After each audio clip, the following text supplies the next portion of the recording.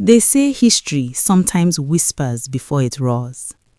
Before a nation finds its voice, a single child somewhere is learning how to speak against the wind. Long before the world would call her Madam President, before the Nobel Peace Prize, before the motorcades and microphones and the weight of a nation on her shoulders, there was a little girl in Liberia listening closely to the grown-ups talk about power, fairness, and the future. Her name was Ellen, and even then, without anyone knowing it, her life was already leaning toward history. Monrovia in the 1940s and 1950s is alive with the scent of the Atlantic, busy markets and long conversations on porches about politics and possibility. Liberia is independent, proud, and unique, founded by formerly enslaved people from America, yet deeply layered with divides between elites and indigenous communities. It is a country carrying both pride and tension. Into this world, on October 29, 1938, Ellen Johnson Sirleaf is born into a family quietly connected to change. Her father, Jamale Carney Johnson, is among the first indigenous Liberians elected to the national legislature. His presence in government is more than a job. It is a symbol that the old balance of power can shift. Young Ellen watches how people respond to him, some with admiration, some with quiet resistance. From him, she learns that power is not just about holding a position, but about navigating people, expectations, and resistance. Her mother, Martha, holds the home together with steady strength. She manages the rhythms of family life, keeping things stable when the outside world feels uncertain. From her, Ellen learns endurance, the kind that shows up daily without applause. In the small routines of home, in discipline and responsibility, a foundation is being laid. As a student at the College of West Africa in Monrovia, Ellen stands out for her seriousness and focus. She is not chasing attention, she is chasing understanding. She listens carefully, studies hard, and thinks deeply. Teachers see her potential. Classmates notice her determination. She carries herself with a maturity beyond her years. Life, however, does not move in a straight line. At 17, she marries James Sirleaf. Soon, she is balancing the roles of wife and mother while still holding on to her intellectual ambitions. Many stories for women in her time narrow at this point, turning fully toward domestic life. But Ellen's story refuses to shrink. Even with children and responsibilities, the desire to learn and to grow does not leave her. Money is tight. The pressures of adulthood arrive early. Liberia's economy is fragile and opportunities are not evenly spread. Yet, inside Ellen is a persistent voice pushing her toward education and broader horizons. She wants to understand how money works, how governments manage resources, how decisions shape nations. It is as if she senses that one day she will need this knowledge for something larger than herself. Then comes a bold step. She leaves for the United States to study, crossing an ocean in pursuit of knowledge. A young African mother in the 1960s choosing higher education abroad is not following a common path. She is creating her own. It takes courage to leave behind familiarity for uncertainty, but she does it anyway. In America, she studies economics and accounting, first in Wisconsin and later at Harvard's Kennedy School of Government. Here, she is immersed in the language of policy, development, and global systems.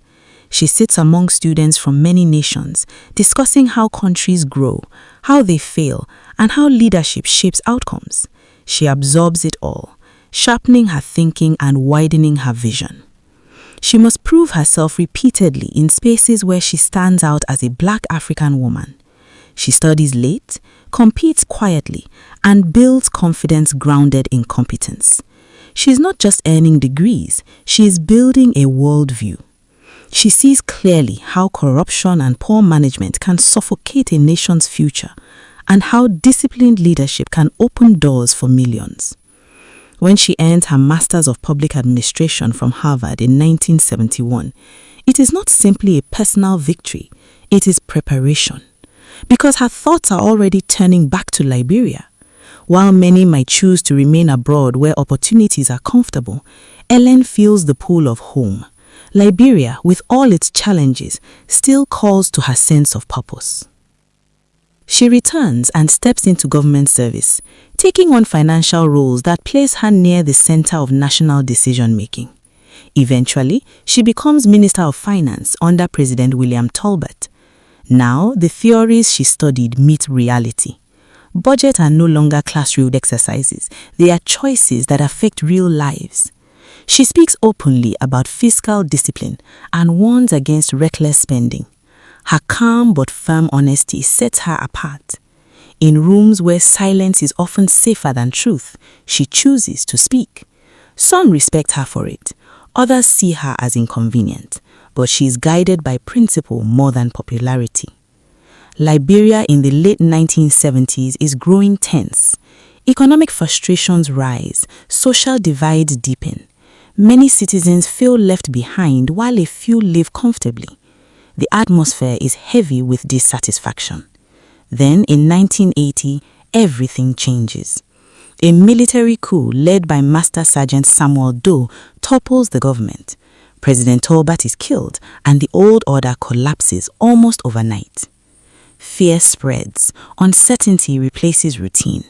For those connected to the previous government, danger feels close. Ellen suddenly stands in a risky position in a country transforming under military rule. Friends grow cautious, loyalties are questioned, survival itself becomes political. Yet she does not simply disappear. She continues to speak thoughtfully about governance and accountability, navigating a landscape where words carry risk. She's stepping into the most difficult season of her life, one that will test her resilience in ways no classroom ever could. Highly educated, politically experienced, a mother and a woman in a male-dominated sphere, she stands at a crossroads. Many would choose safety and silence, but her journey is tightening towards something larger. Each decision to study, to return home, to speak honestly has been shaping her. Greatness rarely announces itself at the beginning. It hides in small, brave decisions, in persistence when the path is unclear, in choosing purpose over comfort. As Liberia edges toward turmoil, Ellen Johnson Sirleaf is gathering lessons, scars, and strength. The years ahead will bring prison, exile, political battles, and eventually a historic rise. But for now, she is a woman preparing, learning, and refusing to shrink from responsibility. This is only the beginning of a story that will one day echo far beyond Liberia's shores. Destiny does not always arrive with celebration. Sometimes it comes with uncertainty, with the sound of sudden change, with the feeling that the ground beneath a nation is shifting. For Ellen Johnson Sirleaf, the years after her early career in government are not years of comfort. They are years that test whether her beliefs about leadership, accountability, and courage can survive real danger. Liberia is changing, and not gently. By the late 1970s, frustration is growing among ordinary people. Many feel that the country's wealth and opportunities are controlled by a small elite while the majority struggle. Conversations in homes, markets, and offices carry a sharper tone. People want change, but no one knows what shape that change will take. Ellen is serving in government, working in finance, speaking about discipline in spending and responsible management. She believes numbers tell stories, and Liberia's numbers are warning signs. Overspending, inequality, and weak systems are like cracks in a wall. If ignored, they can bring the whole structure down. She says this openly, not to criticize for the sake of noise, but because she understands what happens when leaders avoid hard truths. Then, in April 1980, the unthinkable happens. A military coup led by Master Sergeant Samuel Doe overthrows the government. President William Tolbert is killed. In a single sweep, the political order that had ruled Liberia for generations collapses. Soldiers replace suits. Guns replace debates. Fear replaces routine. Liberians wake up to a different country almost overnight. Some celebrate, believing the old system needed to fall. Others worry about what military rule will mean. For Ellen, the moment is complicated. She understands why people were dissatisfied, but she also knows that destroying a system is easier than building a better one. Her connections to the previous government make her vulnerable. In times of political upheaval, association alone can be dangerous. Yet Ellen does not become silent. She continues to speak about sound economic management and responsible leadership. She believes that even new governments must be guided by principles, not impulse. But military regimes rarely welcome strong, independent voices. Criticism, even when constructive, can be seen as a threat. Ellen's confidence and international education make her respected in some circles and suspicious in others. She is a woman who cannot easily be intimidated, and that alone sets her apart. Then comes a moment that forces everything into sharp focus. She is arrested. The reality of power without accountability stands right in front of her. A prison cell is a harsh teacher. It strips away status and leaves only the person and their convictions. Inside those walls, time moves slowly. Thoughts grow louder. Questions become unavoidable. She thinks about her children. She thinks about her country. She thinks about whether speaking up is worth the cost. Fear is human, and she feels it, but so is clarity. She sees more clearly than ever how fragile freedom can be when power is unchecked. She understands that silence might protect her temporarily, but it cannot protect a nation. Her release does not erase the warning. The message from those in power is clear: stay quiet or risk more. Many in her position would choose safety, step away from public life, and never return to the spotlight. Ellen considers her options carefully. She is not reckless, she is thoughtful. Courage for her is not noise, it is decision. She chooses to leave Liberia for a time. Exile is not simply travel, it is distance from home, from familiar streets, from the heartbeat of your own country. It can feel like watching your family struggle from across a river you cannot cross. Yet, exile also becomes a classroom of another kind. Abroad, Ellen works with international financial institutions, including the World Bank, and later in the private banking sector. She enters global spaces where decisions shape economies and influence entire regions.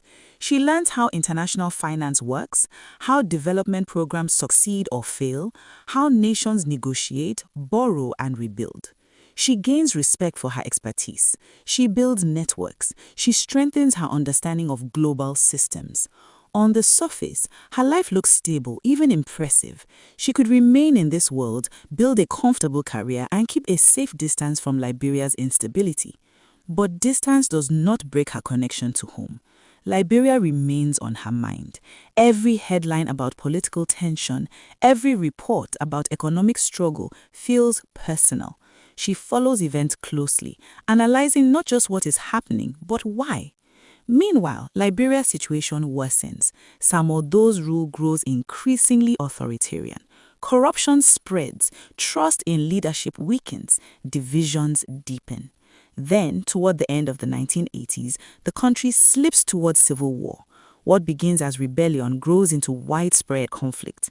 In 1989, Charles Taylor launches an armed rebellion against Doe's government. The country descends into violence that shocks the world.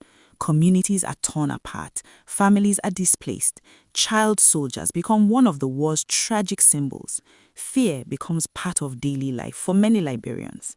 Watching from abroad is painful. Ellen, like many Liberians in the diaspora, wrestles with frustration and sorrow.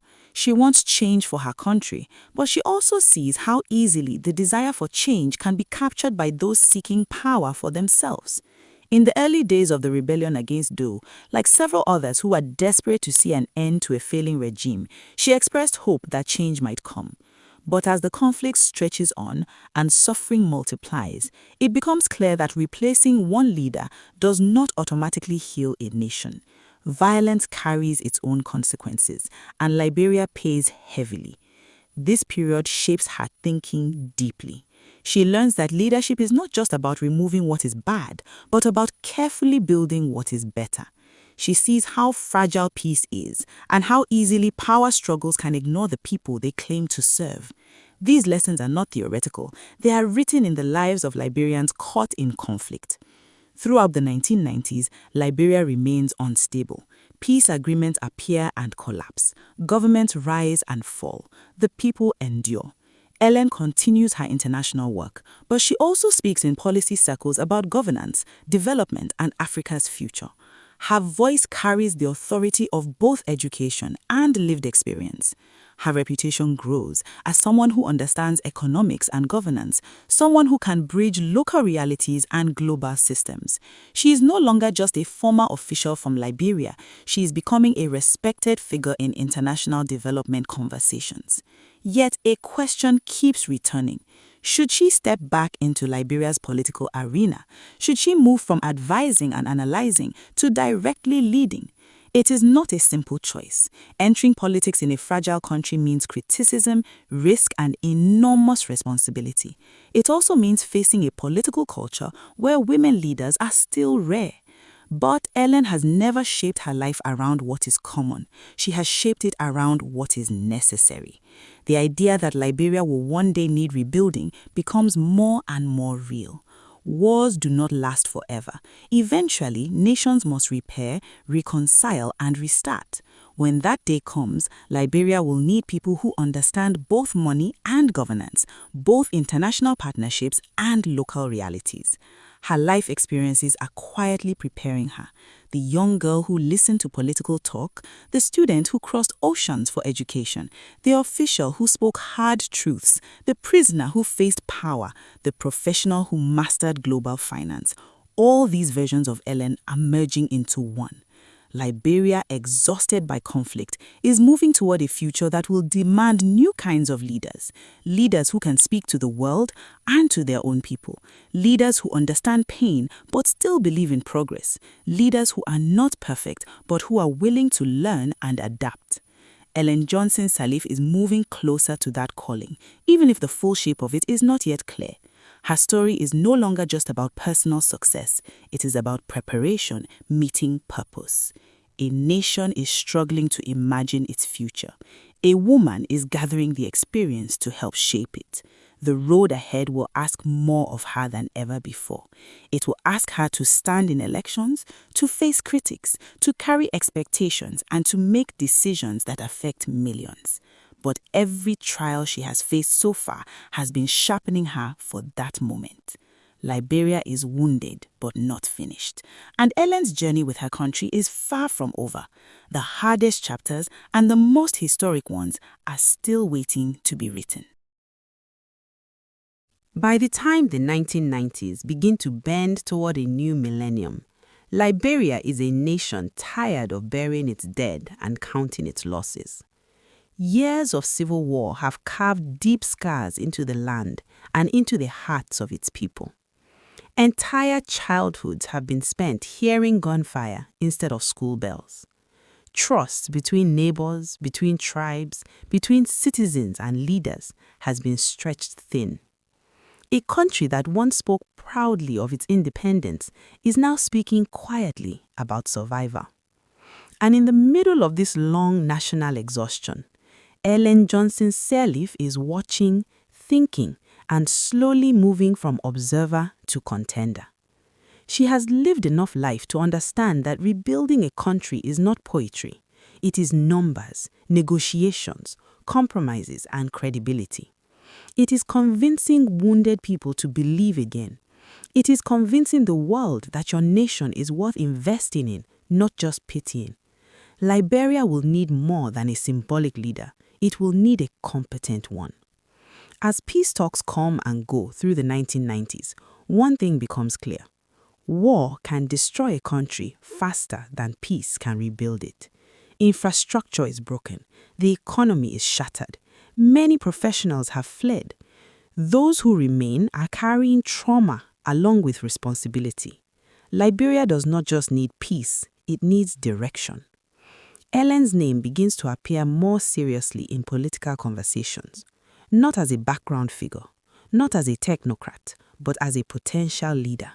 People remember her education, her experience, her outspokenness. They remember that she once challenged financial recklessness. They remember that she survived prison and exile. These are not small credentials in a country that has seen the cost of poor leadership. In 1997, Liberia prepares for elections after years of conflict. The atmosphere is fragile. People are hopeful but afraid. Many just want the fighting to end for good. Ellen steps forward and runs for president. This alone is historic. A woman running for the highest office in a country emerging from war. In much of Africa at the time, female presidential candidates are rare. Some people admire her boldness. Others doubt that a woman can lead a wounded nation. She campaigns on competence, reform, and rebuilding. She speaks the language of policy and accountability. But elections in post-war societies are not only about plans, they are about emotions and power dynamics. Charles Taylor, the former rebel leader, is also in the race. He carries a powerful message, both spoken and unspoken. Many Liberians fear that if he loses, war might return. A dangerous slogan circulates widely, the idea that he may have started the war, but only he can stop it. In a country desperate for peace, fear can be more persuasive than policy. When the votes are counted, Taylor wins by a large margin. Ellen loses. For some, this is a political defeat. For her, it is also a national lesson. She sees clearly how trauma shapes voter behavior. People do not always choose the best long-term option. Sometimes they choose what feels safest in the moment. Losing an election on that scale could push someone out of politics permanently. It is public, it is humbling, it is painful. But Ellen does not disappear. She reflects. She studies the political landscape. She strengthens her international engagements and continues speaking about governance and development. She is playing a long game, even if she does not call it that. Meanwhile, Charles Taylor's presidency does not bring the stability many hoped for. Liberia faces accusations of corruption, repression, and involvement in regional conflicts. International pressure grows. Sanctions hit. The economy struggles again. For ordinary Liberians, the promise of peace begins to feel incomplete. Through the early 2000s, unrest builds once more. Rebel groups emerge. Fighting returns in parts of the country. Civilians suffer again. It is as if Liberia is caught in a painful cycle, trying to move forward but being pulled back by unresolved problems. During this time, something powerful is happening among Liberian women. Market women, mothers, church groups, and community leaders grow tired of watching their children pay the price of war. Women begin organizing peace movements, demanding an end to violence. They pray together, protest together, and pressure leaders to negotiate. Their collective voice becomes impossible to ignore. Ellen watches this closely. She understands something important. When women rise together in a society, political change often follows. These women are not fighting with weapons. They are fighting with unity and moral force. They want a future for their children. That desire is stronger than politics. By 2003, Charles Taylor resigns under intense pressure and goes into exile. A transitional government takes over. Liberia stands once again at a crossroads. The guns are quieter, but the damage is deep. The country needs debt relief, foreign investment, institutional reform, and reconciliation. It needs someone who can talk to villagers and presidents, to market traders and the World Bank.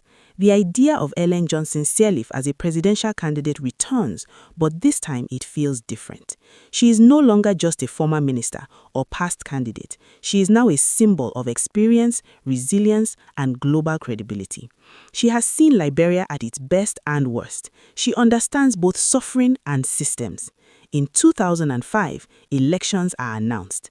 The excitement is cautious but real. For the first time in a long time, many Liberians dare to hope that this vote could mark a true turning point. Ellen runs again. Her message is sharper now. She talks about anti-corruption, education, rebuilding infrastructure, restoring Liberia's reputation, and empowering women. She does not pretend the road will be easy. She speaks of hard work and discipline. Some still question whether a woman should lead, but others see strength where they once saw doubt. They see a mother of sons who understands the cost of war. They see a professional who can negotiate internationally. They see a survivor. Her main opponent in the runoff election is George Weah, a global football star and national hero. He is deeply loved, especially by young people.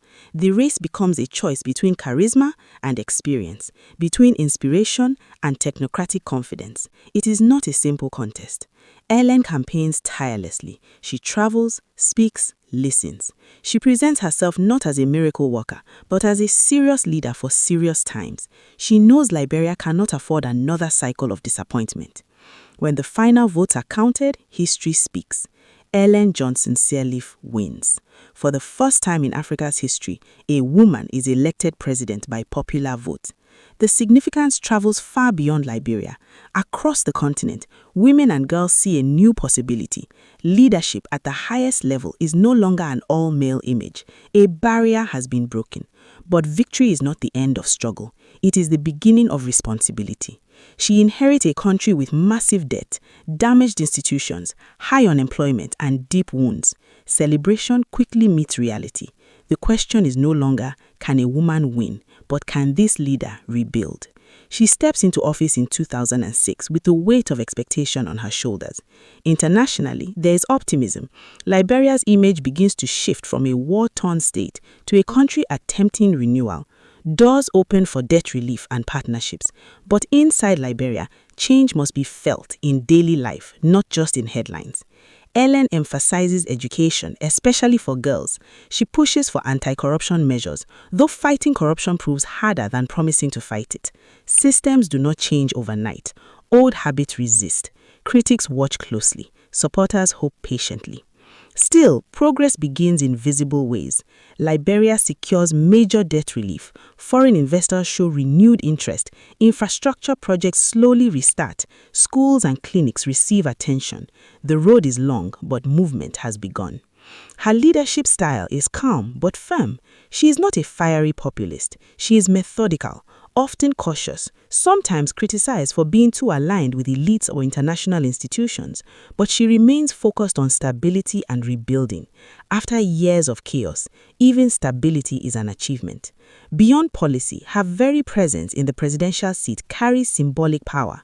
She meets global leaders as an equal. She speaks about Africa's potential, about women's leadership, about learning from failure rather than hiding it. She does not present herself as perfect. She presents herself as prepared. Liberia is still fragile, but it is no longer defined only by war. A new narrative is forming, one of recovery, however slow. A girl who once listened to political talk on a porch in Monrovia is now the one shaping those conversations. A woman who crossed oceans for education is now steering a nation's economic direction. A former prisoner is now a president. And yet, the story is not finished. Because leadership is tested not only in rebuilding after war, but in facing new crises, new criticisms, and new expectations. The world will soon watch how she handles challenges no one can fully predict. Liberia has turned a page, but the book is still being written. And Ellen Johnson Sirleaf is holding the pen, knowing every decision writes a line that history will one day read aloud. Power does not feel the same when you finally hold it. From the outside, the presidency can look like a throne. From the inside, it often feels like a tightrope. For Ellen Johnson Sirleaf, becoming president is not the end of a journey. It is the beginning of the most demanding chapter of her life. When she takes office in 2006, Liberia is peaceful compared to its war years, but peace is fragile. The country she inherits is carrying heavy debt, weak institutions, unemployment, damaged roads, unreliable electricity, and a population that has learned not to trust promises too quickly. Hope is present, but it is cautious. She steps into office knowing that symbolism alone cannot rebuild a nation. Yes, her victory as Africa's first elected female president is historic, but history does not fix broken schools or create jobs. She must turn inspiration into policy and policy into results. Her first priorities are clear: stabilize the economy, rebuild international trust, and repair Liberia's global reputation. Years of conflict had made investors and partners wary. Liberia is seen as risky, unstable, unpredictable. Ellen understands that before money flows in, confidence must return. She begins engaging international institutions, negotiating debt relief, and reopening doors that had long been closed. It is not glamorous work. It is meetings, proposals, conditions, and long negotiations. But slowly, progress comes. Liberia secures significant debt relief, easing a burden that could have crushed recovery for decades. This gives the country breathing room. At home, she pushes for rebuilding infrastructure. Roads begin to see repairs. Efforts are made to restore electricity and basic services. Schools and health facilities receive attention. None of this transforms daily life overnight, but it signals direction. After years of destruction, even small improvements feel meaningful. She also speaks strongly about education, especially for girls. She knows from her own life that educating a girl can change a family and, over time, a nation. She promotes women in government and encourages female participation in public life. For many Liberian women, seeing a woman lead the country reshapes what feels possible. But leadership is never only about praise. Criticism arrives too. Some say progress is too slow. Others argue that corruption remains a serious problem. Fighting corruption proves especially difficult. Systems built over years do not change quickly. Networks of influence resist reform. Ellen publicly commits to transparency, but reality is complex. Some supporters grow impatient. She faces another challenge common to post-conflict nations: expectations that are higher than resources. People want rapid change, jobs, stability, visible development. But rebuilding a nation is like healing a deep wound. It takes time, consistency, and care. Every decision involves trade-offs. Still, Liberia's international image improves. The country begins to be discussed not just as a former war zone, but as a nation trying to arise. Ellen's calm, experienced demeanor reassures global partners. She speaks the language of economics and governance fluently, and that matters in global forums. Then comes a moment that brings global recognition. In 2011, she is awarded the Nobel Peace Prize, shared with other women leaders, for efforts to promote peace, democracy, and women's rights. The award shines a bright light on Liberia and on her journey. For many Africans, it is a proud moment. For many Liberian women, it feels personal. But even honors bring mixed reactions. Some citizens question whether international recognition reflects their daily realities. A prize does not erase poverty or unemployment. Ellen accepts the honor while still facing the grounded truth of governing. That same year, she runs for re-election.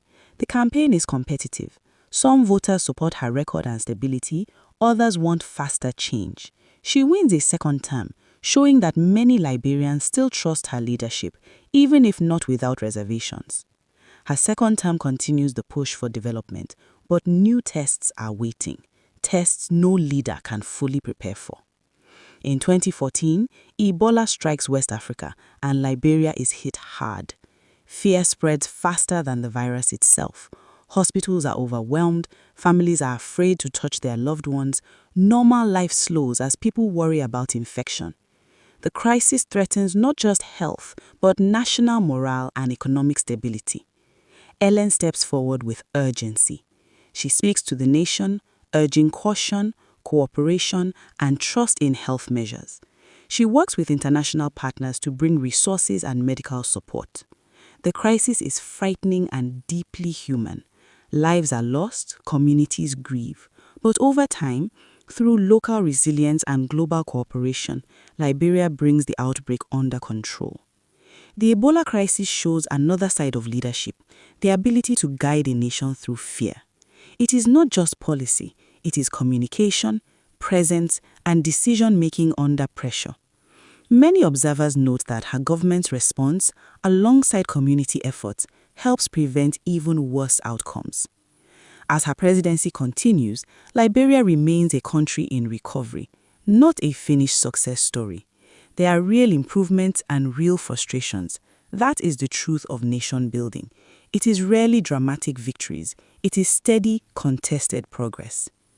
Through it all, Ellen maintains a composed, thoughtful style. She is not known for fiery speeches or dramatic gestures. She is known for persistence, for believing that systems, once rebuilt carefully, can outlast individuals. Her presence on the continental stage also matters.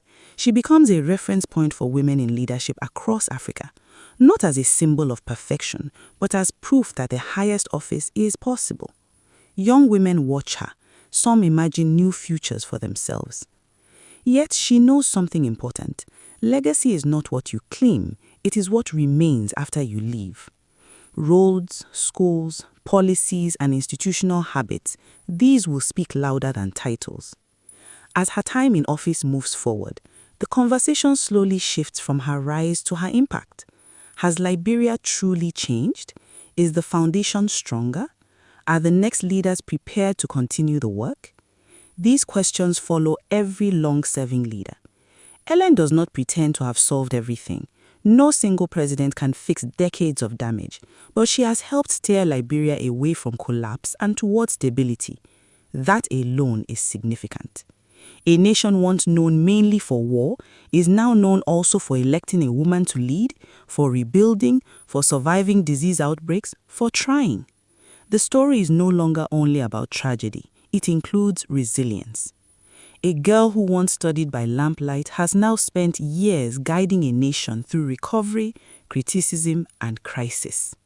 The journey has been heavy, imperfect, and historic all at once. And still, one final chapter remains, because the true measure of democratic leadership is not only how you gain power, but how you live it. By the time Ellen Johnson Sirleaf prepares to leave office in 2018, Liberia has changed in ways both visible and subtle. Roads are repaired, schools are functioning, the economy is recovering, and international trust has returned. The country is not perfect, no nation ever is, but it is stable in ways it had not been for decades. After years of war, coups, and disease, Liberia can breathe and plan for the future. Ellen's presidency is historic not only because she was Africa's first elected female president, but because of how she wielded that position. She led with a combination of pragmatism, patience, and principle, aware that every choice carried weight. She focused on building institutions, not cults of personality. She sought reforms that would outlast her term, recognizing that sustainable progress depends on systems, not individuals. Her administration strengthened governance and transparency measures, though critics argue corruption still lingered. She faced this reality head-on, implementing reforms and insisting on accountability whenever possible. This was not always popular, but it was necessary. Through it all, she understood that leadership is often about making difficult decisions that may not bring immediate applause, but are essential for long-term stability. Perhaps one of her most remarkable legacies is her steadfast commitment to women's empowerment. From education initiatives to appointments in government, she ensured that women had a voice in Liberia's recovery. Her leadership inspired a generation of girls and young women across Africa to imagine themselves in positions of influence, transforming societal expectations in subtle but lasting ways. Ellen also maintained Liberia's international reputation, strengthening diplomatic ties and securing foreign aid and investment crucial for reconstruction. She skillfully balanced local concerns with global expectations, proving that a leader from a small nation could command respect on the global stage. This ability to navigate complex political, economic, and social terrains became a hallmark of her tenure. As she prepared to hand over power to George Weah, the peaceful transition itself was a triumph. Liberia, once mired in cycles of violence and unrest, witnessed an orderly transfer of authority, an achievement rare in countries with histories of conflict. This moment underscored the significance of her leadership. She did not cling to power, but prioritized the nation's stability over personal ambition. Her departure marked an end of an era, but her influence endured. Liberia's progress is measured not only in metrics and reports, but in the renewed hope of its citizens. Children attend school without fear, communities work to rebuild, and civil institutions continue to function. The foundation she laid provided a platform for future leaders to continue the work of nation building. Ellen Johnson Sirleaf's story is a testament to perseverance, vision, and courage. From a young girl in Monrovia observing the complexities of governance to the woman who rebuilt a nation, Ellen Johnson Sirleaf's story reflects resilience in the face of adversity.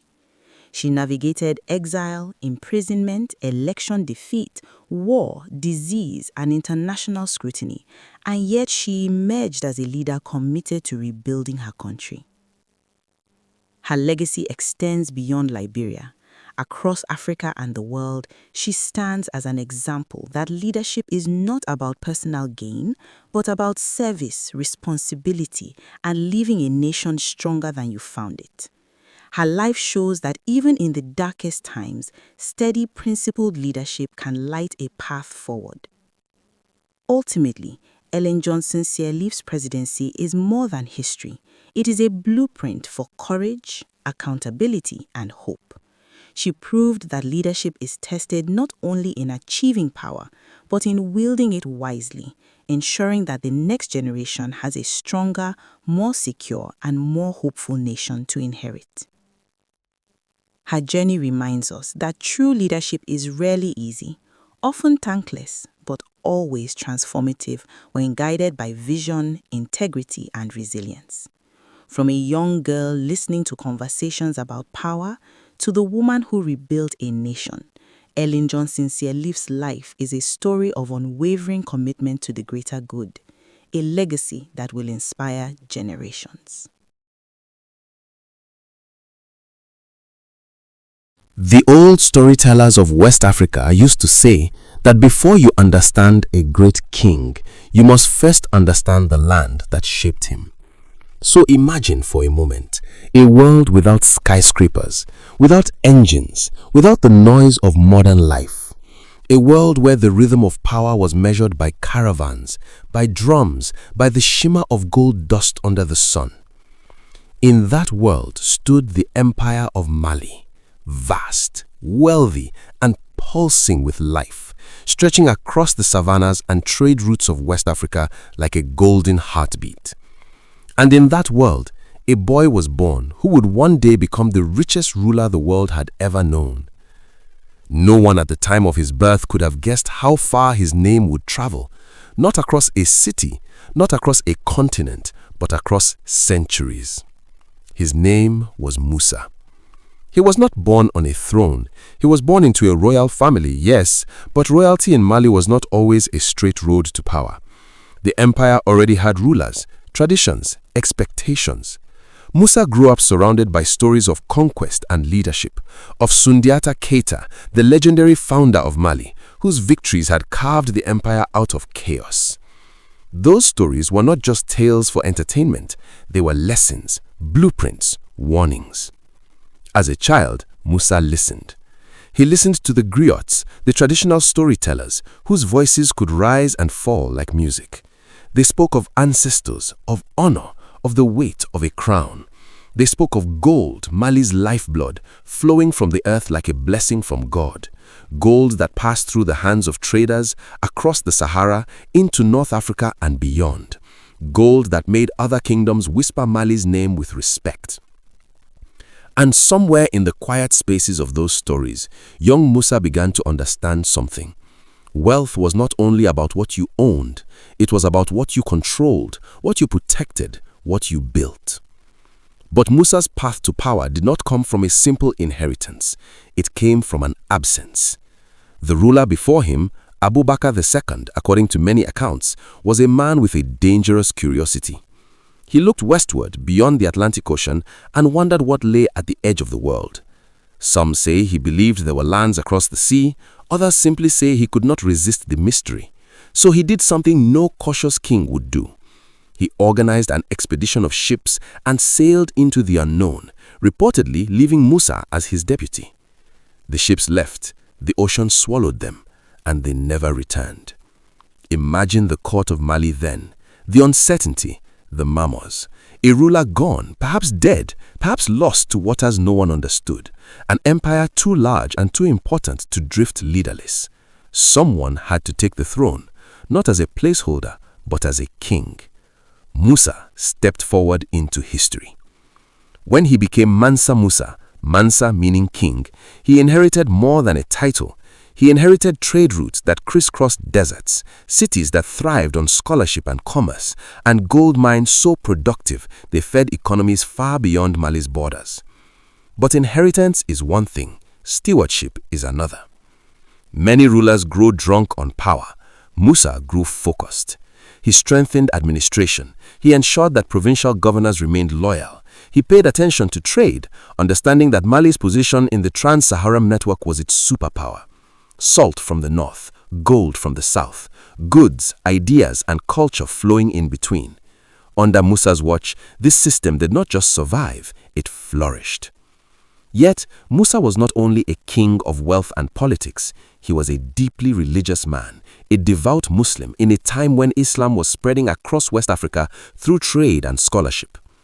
His faith was not a quiet, private thing. It guided his decisions, shaped his reputation, and would eventually inspire a journey so grand that the world would never forget it. But before that famous journey, there were signs of the man he was becoming. He invested in cities like Timbuktu and Gao, supporting mosques and centers of learning. Timbuktu in particular was turning into a jewel of knowledge, a place where scholars gathered, where manuscripts were copied, where theology, astronomy, mathematics and law were studied. Musa understood that an empire's strength was not only in gold, but in minds. Still, even with wisdom, faith and wealth, Musa was human, and humans wrestle with legacy, with meaning, with the question, what will remain when I am gone? For Musa, part of the answer lay in a pillar of Islam, the pilgrimage to Mecca, the Hajj. Every able Muslim who can afford it is expected to make this journey at least once. For most people, it is a personal spiritual voyage. For a king like Musa, it would become something else entirely. A statement, a spectacle, a moment that would introduce Mali to the global stage in a way no army ever could. But at this point in the story, the pilgrimage was still a thought forming in his heart, an intention, a quiet calling. He could not yet know that this journey would make his name appear on maps in Europe, in records in Arabia, in the imagination of people who had never seen Africa but would soon associate it with unimaginable wealth. Before the caravans assembled, before the gold was weighed, before the world stared in disbelief, there was simply a king in West Africa looking at his empire and asking how to honor both his faith and his power. Picture him standing in his court, advisors nearby, merchants bringing reports from distant markets. Picture the heat of Mali's sun outside, the hum of a thriving capital.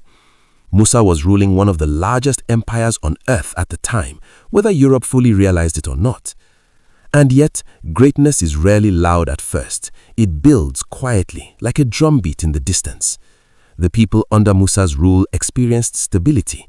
Farmers worked their lands, traders moved in caravans guarded across deserts, scholars taught students by lamplight.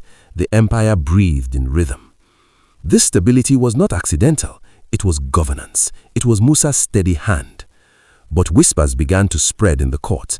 The Mansa was considering the Hajj. Some were excited, a pious king honoring God.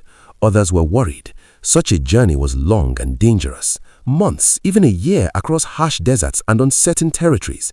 And if the king traveled, he would not travel small. A king's movement was never just personal, it was political. Then came the preparations. Servants, officials, and planners began calculating supplies, food, water, animals, security, gifts, because Musa intended to arrive in Holy Lands not as a modest pilgrim. He intended to arrive as the ruler of Mali. And here is where the legend truly begins to take shape. It is said that Musa's caravan would eventually include thousands of attendants, soldiers in organized ranks, heralds, servants, slaves, camels, so many camels, each carrying loads of gold, not coins in a purse, but bars, dust, and treasures. Wealth on a scale that turned a religious journey into a moving display of imperial power. But all of that is still to come. For now, imagine the moment before history turns, the calm before the story becomes myth. A king in West Africa, ruling wisely, praying sincerely, and preparing, perhaps without fully realizing it, to shock the known world. Because in the next part of this story, Musa will step onto the sands of the Sahara with a caravan so vast that cities will talk about it for years. He will give away gold so freely that entire economies will feel it. He will transform Timbuktu from a regional city into a global symbol of knowledge and wealth. And the world will begin to ask a question that still echoes today. Who is this king from Mali whose riches seem to have no end? And that is where part 1 closes, not with an ending, but with a door opening. The desert waits, the caravans gather, and Mansa Musa is about to begin the journey that will make him a legend. The desert does not forgive carelessness. It does not bend for kings or pause for legends. It stretches wide and silent, a sea of sand where the sun rules by day and the cold bites by night. To cross it is to test your will against nature itself. And yet, one morning in the 14th century, the people of Mali watched as something unbelievable began to move toward that endless horizon. It was not an army marching to war. It was not a migration fleeing famine. It was a pilgrimage, yes, but unlike any pilgrimage the world had ever seen. Mansa Musa was ready. Word had spread for months before the first camel took his step. The Mansa of Mali, ruler of a vast and wealthy empire, was going on Hajj to Mecca. For many Muslims, the pilgrimage was a humble journey, taken quietly, with as little burden as possible. But Musa was not just a believer, he was a symbol of a nation. When he moved, Mali moved with him. And so they gathered. Camels groaned under the weight of supplies. Tailors stitched fine garments for the royal court. Blacksmiths checked stirrups and blades. Scribes prepared records. Guards were selected not just for strength, but loyalty. This was not a short trip. This was a journey of thousands of miles across dangerous terrain, through lands where bandits watched trade routes like hawks. Still, danger did not discourage Musa. If anything, it sharpened his resolve. On the morning of departure, the capital stirred before sunrise. Drums sounded low and steady, like a heartbeat.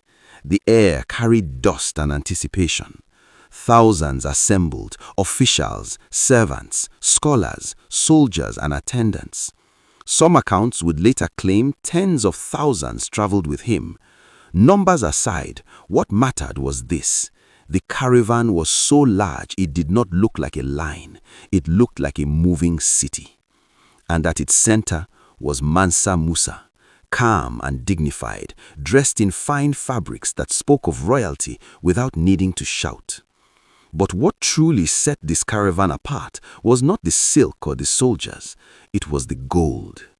Gold carried by servants, gold loaded on camels, gold packed in leather bags, gold in quantities so vast that even those who lived in Mali, familiar with its riches, stood in awe.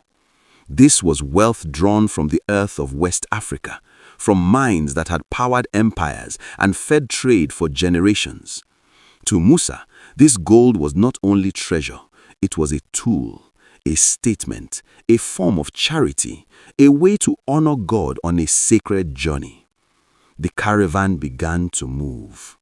Imagine the sight, row after row of camels swaying forward, their shadows stretching across the sand, riders scanning the horizon, banners fluttering, the sound of footsteps, hooves and quiet prayers blending into a single rhythm.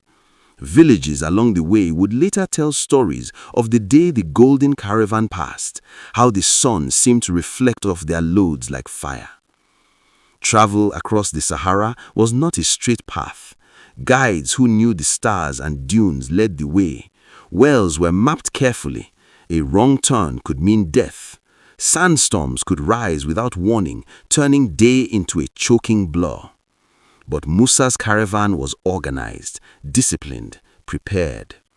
At night, they camped beneath skies thick with stars. Fires flickered. Food was shared. Scholars and clerics spoke of faith, reciting verses, reminding travelers of the spiritual purpose behind the grandeur.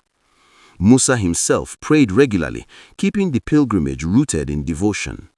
Yet, wherever they stopped, news traveled faster than the caravan itself. North African traders began hearing rumors. A king from the south, richer than imagination, was crossing the desert.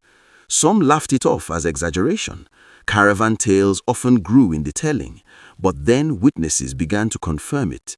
Yes, the caravan was real. Yes, the gold was real. Yes, the numbers were staggering. Curiosity turned into expectation. By the time Musa approached major cities along the trans-Saharan route, people were watching for him.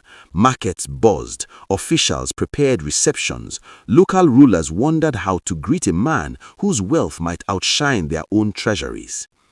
And Musa did something that would define his legend. He gave. He gave to the poor. He gave to mosques. He gave to scholars. He gave as an act of faith and generosity, distributing gold freely. To Musa, raised in a culture where charity was a virtue and wealth a responsibility, this was righteous, it was good, it was honorable.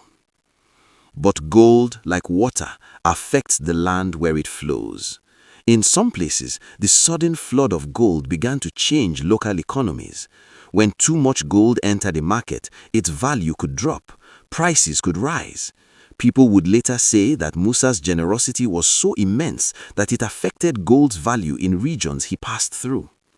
Whether every detail was recorded perfectly or not, one truth remained: his giving was on a scale the world was not used to. Still, Musa did not travel for fame. He traveled for faith. Each step brought him closer to Mecca, the spiritual heart of Islam. For a devout ruler, this was the ultimate act of submission to God. Yet destiny has a way of mixing intention with consequence. Musa's sincere pilgrimage was quietly turning into a global announcement. Mali was powerful. Mali was wealthy. Mali was a center of culture and belief. Some in the caravan began to realize it. This journey was becoming history in motion. There were hardships, of course, heat that drained the body, thirst that tested patience, illness among travelers, animals that tired, logistics that required constant management. A caravan of such size was like a living organism. It needed care, discipline, and leadership.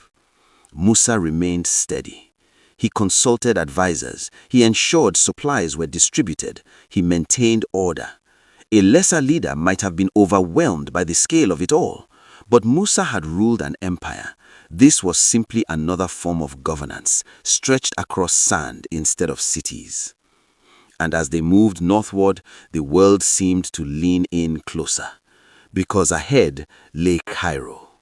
Cairo was no small town. It was one of the great cities of the Islamic world under the Mamluk Sultanate, a center of trade, learning, and political power. If Musa passed through Cairo, and he intended to, it would place him on one of the biggest stages of his time. Messengers rode ahead, announcements spread. The Sultan of Egypt himself would soon hear of the approaching king from Mali. a king with a caravan of gold, a king on a holy mission, a king whose name was beginning to ripple across continents. And as the golden caravan edged closer to Cairo's grand gates, anticipation swelled on both sides. What happens when immense wealth meets global attention? What happens when generosity meets politics? What happens when a quiet empire suddenly becomes impossible to ignore? Those answers wait just ahead. Because in the next part of this story, Mansa Musa will enter Cairo, and his visit will be talked about for years, recorded by historians, and remembered as one of the most astonishing displays of wealth the medieval world had ever seen. The desert had tested him. He had crossed it. Now, the cities would witness him.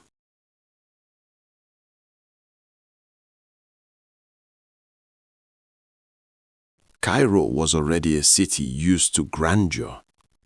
Its minarets pierced the sky, its markets overflowed with spices, silk, and scholars, and its rulers were accustomed to receiving emissaries from powerful lands. But even Cairo, proud, busy, politically sharp Cairo, was not prepared for the arrival of Mansa Musa. The first rumors reached the city like distant thunder. Traders spoke of a caravan larger than any they had seen. Officials heard of a West African king traveling with unimaginable wealth. Some dismissed it as exaggeration. After all, merchants often stretch the truth to make stories sparkle.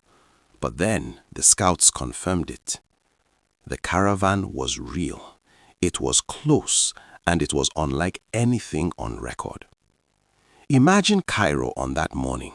The streets alive with whispers, shopkeepers stepping outside to look toward the horizon, children climbing rooftops for a better view, courtiers hurrying to inform their superiors.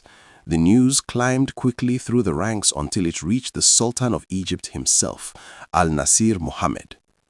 A powerful ruler in his own right, a man not easily impressed, and yet even he was curious. Protocol demanded that a visiting king show respect to the Sultan. Tradition expected certain gestures of humility. But Mansa Musa was not a minor chief. He was the ruler of a vast empire. His court advised him carefully. Balance respect with dignity. Honor the host, but do not diminish the throne of Mali. When Musa finally entered Cairo, it was not a quiet arrival. The caravan flowed into the city like a river of color and motion, camels draped in fine textiles, attendants dressed in rich fabrics, guards disciplined and alert. The sunlight caught particles of gold dust in the air, making it seem as if the caravan carried its own glow. Cairo stared. And then Musa began to give. He gave to the poor in the streets, he gave to religious leaders, he gave to institutions. Gold coins and dust passed from his hands to others with a generosity that stunned onlookers. To Musa, this was sincere charity, an act of faith, a fulfillment of religious virtue. Wealth, in his understanding, was entrusted by God and should serve people. But Cairo was a complex machine. Its economy ran on delicate balances of value and trust. When large amounts of gold suddenly flooded the market, those balances trembled. Gold became more common, and when something becomes more common, its value can fall. Prices shifted. Some goods became more expensive. Merchants recalculated. Money changers whispered urgently among themselves. Historians would later write that Musa's generosity contributed to inflation in Cairo that lasted years. Whether every detail is perfectly measured or not, the impact was strong enough to be remembered for generations. Still, the people loved him. To the poor, he was a blessing. To scholars, he was a patron. To the curious, he was a marvel. Stories spread through Cairo's cafes and mosques. A king from Mali so rich he could give away fortunes and still remain wealthy beyond measure. Then came the famous meeting. When Mansa Musa was invited to the Sultan's court, tradition expected him to bow deeply or prostrate himself. Musa hesitated, not out of arrogance, but conviction. He believed that bowing fully was an act reserved for God alone. For a moment, tension hovered in the air. Diplomacy is a delicate dance, and one misstep between powerful rulers can ripple outward. In the end, Musa showed respect without compromising his beliefs. The meeting proceeded, gifts were exchanged, conversations were held, and the Sultan, whether impressed or astonished, recognized that this was no ordinary king. Musa's reputation grew. Cairo scholars asked questions about Mali. Where was this empire exactly? How large was it? How did it produce so much gold? For many in the Mediterranean and Middle Eastern world, sub-Saharan Africa had been distant and vaguely understood. Musa's presence changed that. Suddenly, Mali was not a rumor at the edge of maps, it was a known power. Cartographers would later redraw their maps. Some even illustrated a crowned African king holding a golden nugget, symbolizing Musa. His journey was turning into geography, into recorded history. Yet Musa did not linger forever. His goal was still ahead. Mecca called. When he departed Cairo, he left behind a city still buzzing from his visit. Some admired him, some worried about economic aftershocks, some simply shook their heads in disbelief. But none forgot him. The road to Mecca stretched on. The caravan moved through the Sinai and onward across the Arabian landscapes. The environment changed, but the rhythm of the journey remained. Travel by day, rest by night, prayer anchoring each stage. Pilgrims from other lands began to notice the Malian king. Word had already spread ahead of him. In places of gathering, people pointed subtly, whispering, "That is him, the king of Mali." When Musa finally approached Mecca, the emotional weight of the journey settled on him. This was not about wealth now, not about reputation. This was about faith, about standing among believers from across the world, all dressed in simple pilgrimage garments, equal before God. Here, a king and a farmer could stand shoulder to shoulder. And Musa embraced that humility. He performed the rituals of Hajj with sincerity. He prayed, he reflected, he gave thanks. For a man who commanded immense power, these moments were grounding. They reminded him that above every throne stood something greater. But even in Mecca, Musa's presence made waves. He met scholars, he listened to teachings, he connected with architects, poets, and thinkers from different parts of the Islamic world. Musa was not only a giver of gold, he was a seeker of knowledge. He understood something profound. Wealth could build structures, but knowledge builds civilizations. It was during this time that an idea began forming in his mind. What if Mali could become not only a land of gold, but a global center of learning? What if Timbuktu and other cities could attract the world's greatest minds? What if his empire could be known not just for riches, but for wisdom? This thought would shape his legacy long after the caravan turned homeward. Some accounts say Musa recruited scholars and architects during or after his pilgrimage, inviting them to Mali. Among the names often mentioned is the Andalusian architect Abu Ishaq al-Sahili, said to have later contributed to Malian architecture. Whether every story is exact or polished by time, one truth stands. Musa returned from Hajj with more than spiritual fulfillment. He returned with vision. But before the return, there was a quieter chapter. After months of travel, giving, praying, and learning, Musa had experienced the wider world. He had seen great cities beyond his empire. He had spoken to leaders and thinkers. He had witnessed how interconnected trade, faith, and knowledge truly were. The boy who once listened to griots had become a king who listened to the world, and the world had listened back. Yet every journey must turn toward home. The caravan that would eventually head back to Mali was not identical to the one that left. Some gold had been given away, some resources spent, some lessons learned. Musa himself had changed, broadened by experience, deepened by faith. Still, the legend had only grown. Because when he returned, he would begin transforming his empire in ways that would echo through history. Mosques would rise, universities would grow, Timbuktu would shine brighter than ever. His name would travel into books, maps, and memories across continents. But that is ahead. For now, picture the final days in the Holy Lands, the prayers completed, the farewells exchanged, the desert once again waiting to be crossed. a king preparing to carry new ideas back to Golden Mali. And as the caravan gathered for the long return, one thing was certain: Musa had already changed how the world saw Africa, even if the full impact was yet to unfold. Because in the next part of this story, we will see what happens when a king returns home with global fame, spiritual purpose, and a vision to turn his empire into a beacon of knowledge. And that is where part 3 closes, with the desert ahead once more and a legend still in the making. The road home is often quieter than the road out.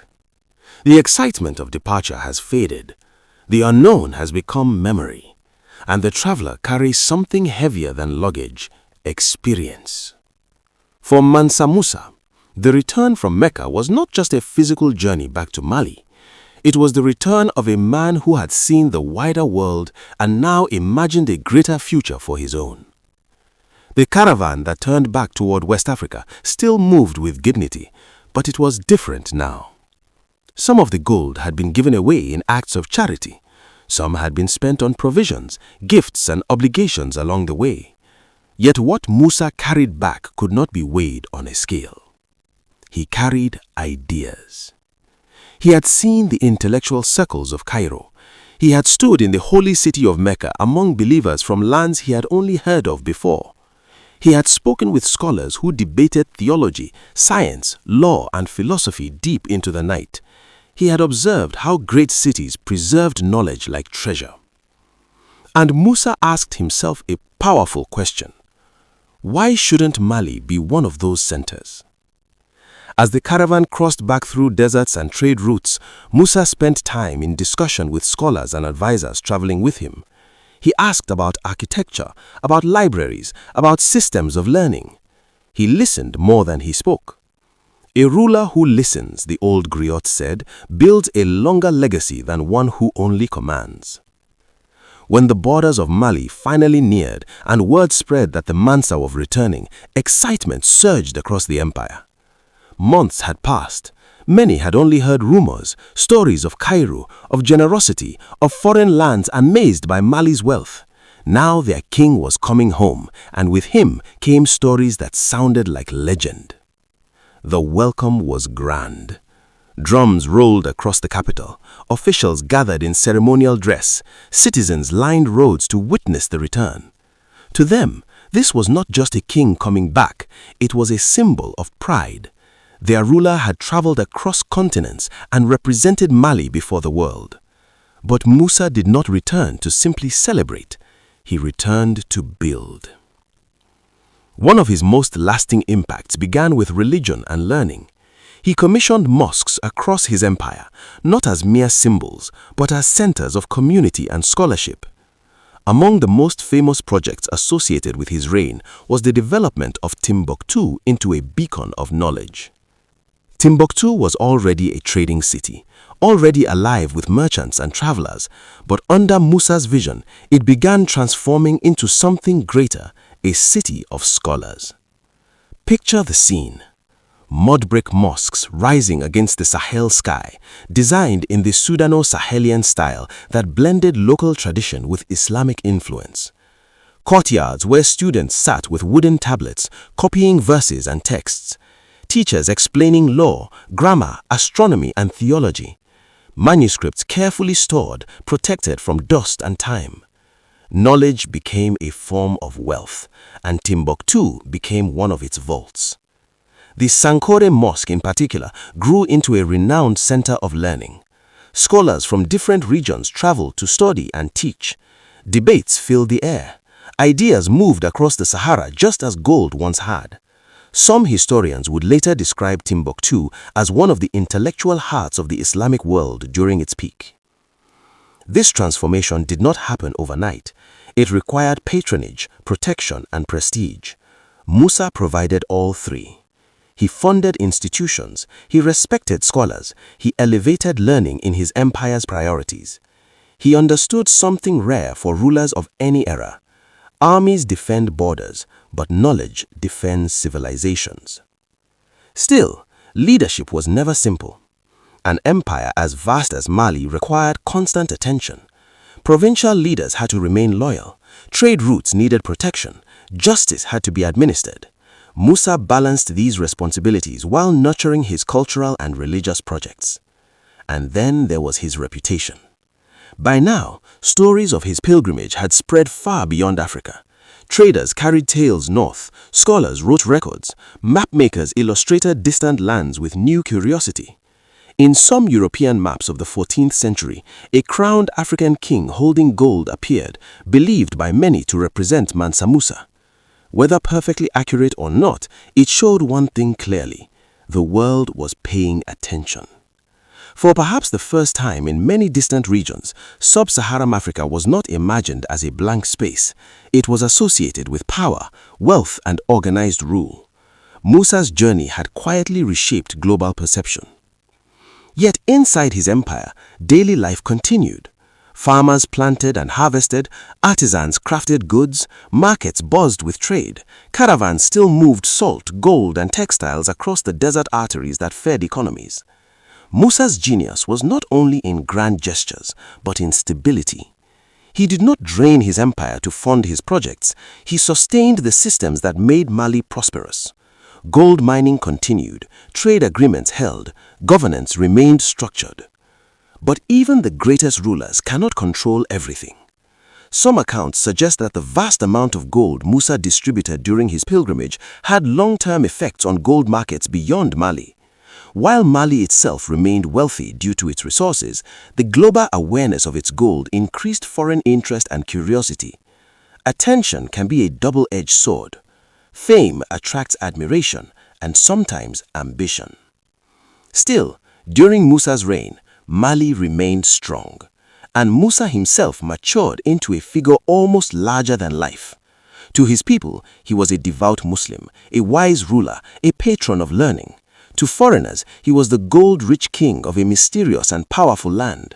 To scholars, he was proof that Africa housed sophisticated empires. But behind every legend is a human being who ages, reflects, and wonders what will remain when their time passes. In quieter moments, Musa is said to have spent time in prayer and reflection. He had seen how vast the world was. He had seen how power rises and falls. He likely understood that wealth alone does not guarantee remembrance. Legacy does. And legacy, he decided, would be written in knowledge, faith, and architecture, not just gold. Imagine him in Timbuktu, watching students study under the shade of mosque walls. Imagine him hearing recitations echo at dusk. Imagine him realizing that long after coins are melted and treasures scattered, ideas endure. That is where true immortality lives. But history is a river. It keeps flowing. New rulers rise, circumstances change, even great empires face tests. Musa could build foundations, but he could not personally control the centuries to come. Still, what he built would outlive him in ways he might not have fully imagined. Because the manuscripts of Timbuktu would survive for generations, the stories of his wealth would cross oceans, his name would appear in textbooks, documentaries, and conversations centuries later. He would be remembered not just as a rich man, but as a ruler who used wealth to shape culture and learning. Yet one chapter remains. The final chapter is not about gold or caravans or even cities. It is about the echo of a life, about how stories grow after a king is gone, about how legends are polished by time. Because in the next part of this story, we will see how Mansa Musa's legacy endured, how history judged him, and why hundreds of years later, people still call him the richest man who ever lived. For now, the empire thrives, Timbuktu shines, the Mansa watches his vision take root, and the story moves towards its final turning. Time moves differently for kings. Their days are crowded with decisions, their years filled with responsibility, and their names, if they are fortunate, stretch beyond their lifetimes into memory. But even for the greatest rulers, time does what it always does. It moves forward. Mansa Musa, the golden king of Mali, could not stop it. By the later years of his reign, the empire he ruled stood tall across West Africa. Trade routes pulsed with movement. Cities like Timbuktu and Gao were alive with scholars, merchants, and clerics. Mosques stood as symbols of faith and learning. Manuscripts passed from hand to hand, carrying ideas across generations. Mali was not only wealthy, it was respected. And at the center of it all was a man who had once crossed deserts with a caravan that stunned the world. But here is the truth history rarely dramatizes. Greatness is not only in what you build, it is in what survives you. As Musa aged, his role shifted subtly. He was still the Mansa, still the authority, but he had already planted the seeds of his legacy. His investments in religion, education, and architecture were no longer dreams, they were living institutions. Scholars were teaching, students were learning, judges were applying law, trade systems were functioning. An empire, when well-rooted, learns to breathe beyond the heartbeat of one ruler. Still, Musa understood the fragility of power. He had seen other kingdoms rise and fall. He knew that unity required careful succession, strong governance, and continued prosperity. Wealth could attract loyalty, but it could also invite envy. Stability required more than gold. It required structure. In the evenings, one might imagine him listening again to griots, just as he had in his youth. Only now, the stories included him. His pilgrimage, his generosity, his fame in Cairo, his devotion in Mecca, his transformation of Timbuktu. What does it feel like to hear your life turned into legend while you are still alive? Perhaps it was humbling, perhaps it was strange, perhaps it reminded him that stories have a power of their own. Once released, they travel where even kings cannot. Beyond Mali, his name continued to ripple outward. Traders from North Africa spoke of him, scholars recorded his journey, cartographers in Europe, working with second-hand reports, depicted a wealthy African ruler holding gold. For many in distant lands, Mansa Musa became their first clear image of a powerful sub-Saharan African monarch. Think about that. In an age when misinformation and myth often shaped geography, Mansa Musa's reputation forced recognition. Mali was not a vague land at the edge of the world. It was an empire, organized, prosperous, influential. His life quietly challenged stereotypes long before the modern world would debate them. Yet, no life, no matter how extraordinary, escapes its final chapter. Around the 1330s, Mansa Musa's reign came to an end. The exact details of his final days are not recorded with dramatic flair. There is no grand final speech preserved, no legendary last march. History sometimes closes curtains softly, but the silence does not erase the impact. After him, successors ruled. Some maintained strength, others faced challenges. Over generations, the Mali Empire would eventually weaken, as most empires do. Trade patterns shift, politics evolve, external pressures grow. Time reshapes everything.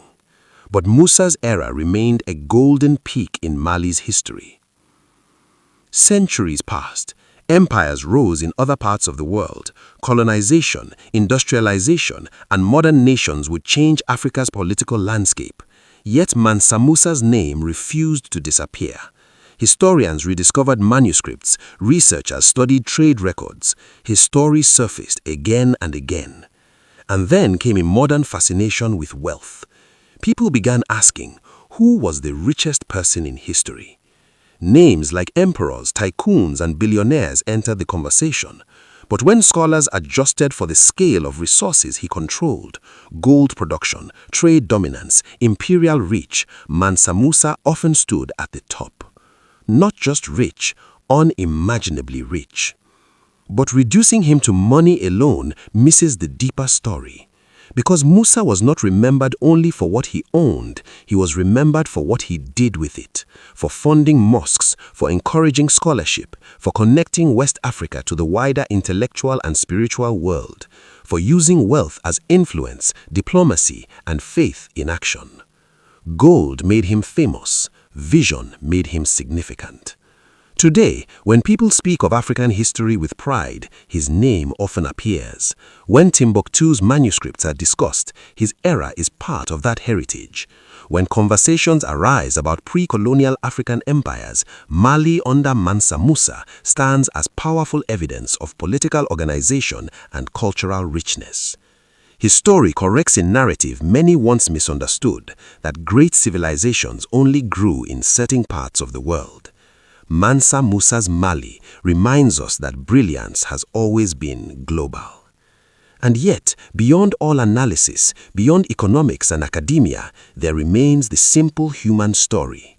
A boy listening to griots, a deputy stepping into unexpected power, a king crossing a desert for faith, a ruler returning home with ideas, a man whose generosity shook cities, a leader who believed knowledge was as valuable as gold.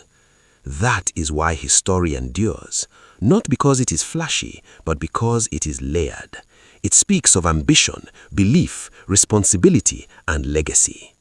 Imagine the Sahara today, the same sands he once crossed. Winds still reshape the dunes, caravans are fewer, planes now cross above, but the land remembers. Somewhere in the cultural memory of West Africa, in the echoes of oral tradition, in the pages of preserved manuscripts, the Golden King still rides. And perhaps the greatest measure of his life is this: 7 centuries later, people still lean in when they hear his name, still curious, still inspired, still amazed. History has many rulers. Few become legends. Fewer still become symbols of an entire era. Mansa Musa became all 3. And if you listen closely, the story really doesn't end.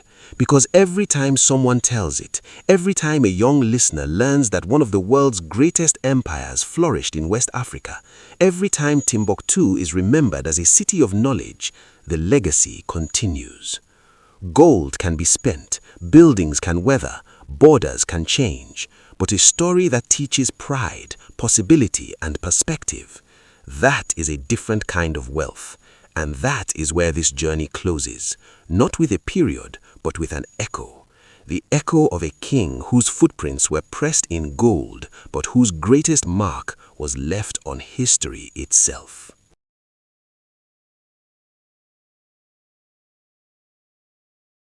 Before her name became a whisper of fear in trading pots and a murmur of respect in royal courts, before the Europeans learned to pronounce it carefully and the kings of Yoruba land weighed their words around her, Efunroye Tinubu was first a girl born into a world that did not expect her to shake empires. She was born in the early years of the 19th century, at a time when the Atlantic wind carried more than salt and rain. It carried rumors of wealth, of human cargo, of guns, of treaties signed in bad faith, and of destinies made or broken at the edge of the sea. The land was Yoruba land, vibrant and fractured, powerful and vulnerable all at once. Kingdoms rose and fell quickly. Alliances shifted like sand, and into this restless world, a child arrived who would learn very early that survival was not enough. One had to dominate the game. Efunroye was born in Abeokuta, among the Egba people, a society known for its resilience and fierce independence. Abeokuta itself was a city of refuge, built by people who had fled wars and slave raids elsewhere. The rocks that gave the town its name were not just scenery, they were shields. Life there taught hard lessons early. Children learned to listen before they spoke. They learned that strength could be quiet and that weakness, when exposed, was quickly punished. Efunroye grew up watching markets buzz with life, women haggling loudly, men returning from distant journeys with stories and scars.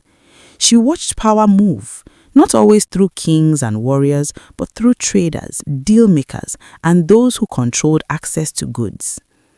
From an early age, she was sharp-eyed and observant. While others played, she listened. While others spoke, she measured tone and intent. She noticed which women commanded respect in the marketplace, how they spoke, how people stepped aside for them. These were not women with titles, but women with networks. Women who could make things happen. Women whose names opened doors.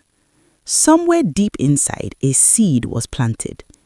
Power, she realized, was not only inherited, it could be built. Her life took a decisive turn when she married into the household of a powerful man. She became one of the wives of Oba Adele Ajosan, the ruler of Lagos. Lagos at the time was not the sprawling city it is today, but it was already a jewel. A coastal hub, strategically placed, rich with opportunity and danger. European ships anchored offshore, their flags fluttering in the heat, their captains hungry for trade. What they wanted most was human beings. The transatlantic slave trade was at its height, and Lagos was one of its busiest ports. As a royal wife, Efunroye gained access to the inner workings of power. She watched how decisions were made, how favors were exchanged, how loyalty was bought and sold. She learned quickly that being close to power was not the same as wielding it. Many royal wives lived comfortably, yet remained invisible. Efunroye refused that fate. She asked questions. She listened to conversations meant to happen behind closed doors. She built relationships with palace officials, traders, messengers, and guards. She made herself useful, and in doing so, she made herself indispensable. But royal life was unstable. When Oba Adele was deposed and sent into exile, many expected Efunroye's fortunes to fall with him. Instead, she adapted. Exile did not silence her ambition, it sharpened it. In Badagry, where Oba Adele spent his final years, Efunroye encountered the full machinery of Atlantic trade. Badagry was a place of movement, of constant exchange, of unspeakable cruelty masked as commerce. Here, European traders dealt directly with African middlemen. Goods flowed in, textiles, alcohol, firearms, and enslaved people were forced out. It was in Badagry that Efunroye Tinubu truly found her footing as a trader. She did not shy away from the harsh realities of the trade. She studied it. She mastered it. She understood supply routes, pricing, negotiations, and the importance of trust, or the illusion of it. She learned how to leverage credit, how to delay payment when it suited her, and how to demand immediate settlement when it did not. She learned which Europeans could be pushed and which needed to be handled gently. Most importantly, she learned that information was as valuable as any commodity. Efunroye was not content to be a small player. She aimed higher. While many traders focused on a single product, she diversified. She dealt in salt, tobacco, firearms, palm oil, and people. Yes, people. This is a truth that cannot be softened. She participated actively in the slave trade, becoming one of the most powerful African brokers. Her wealth grew quickly, and with wealth came influence. She financed expeditions. She supported political candidates. She protected her interests with hired guards and loyal followers. In a world dominated by men, her rise was both unusual and unsettling. Some admired her brilliance, others resented her audacity, but none could ignore her. She earned the nickname Madame Tinubu, a title that carried weight and warning. She was not just rich, she was formidable. She spoke with confidence in rooms where women were expected to be silent. She challenged men who underestimated her, and she won. But beneath the confidence was a keen awareness of danger. The Atlantic world was changing. By the mid-19th century, the British Empire began to shift its stance.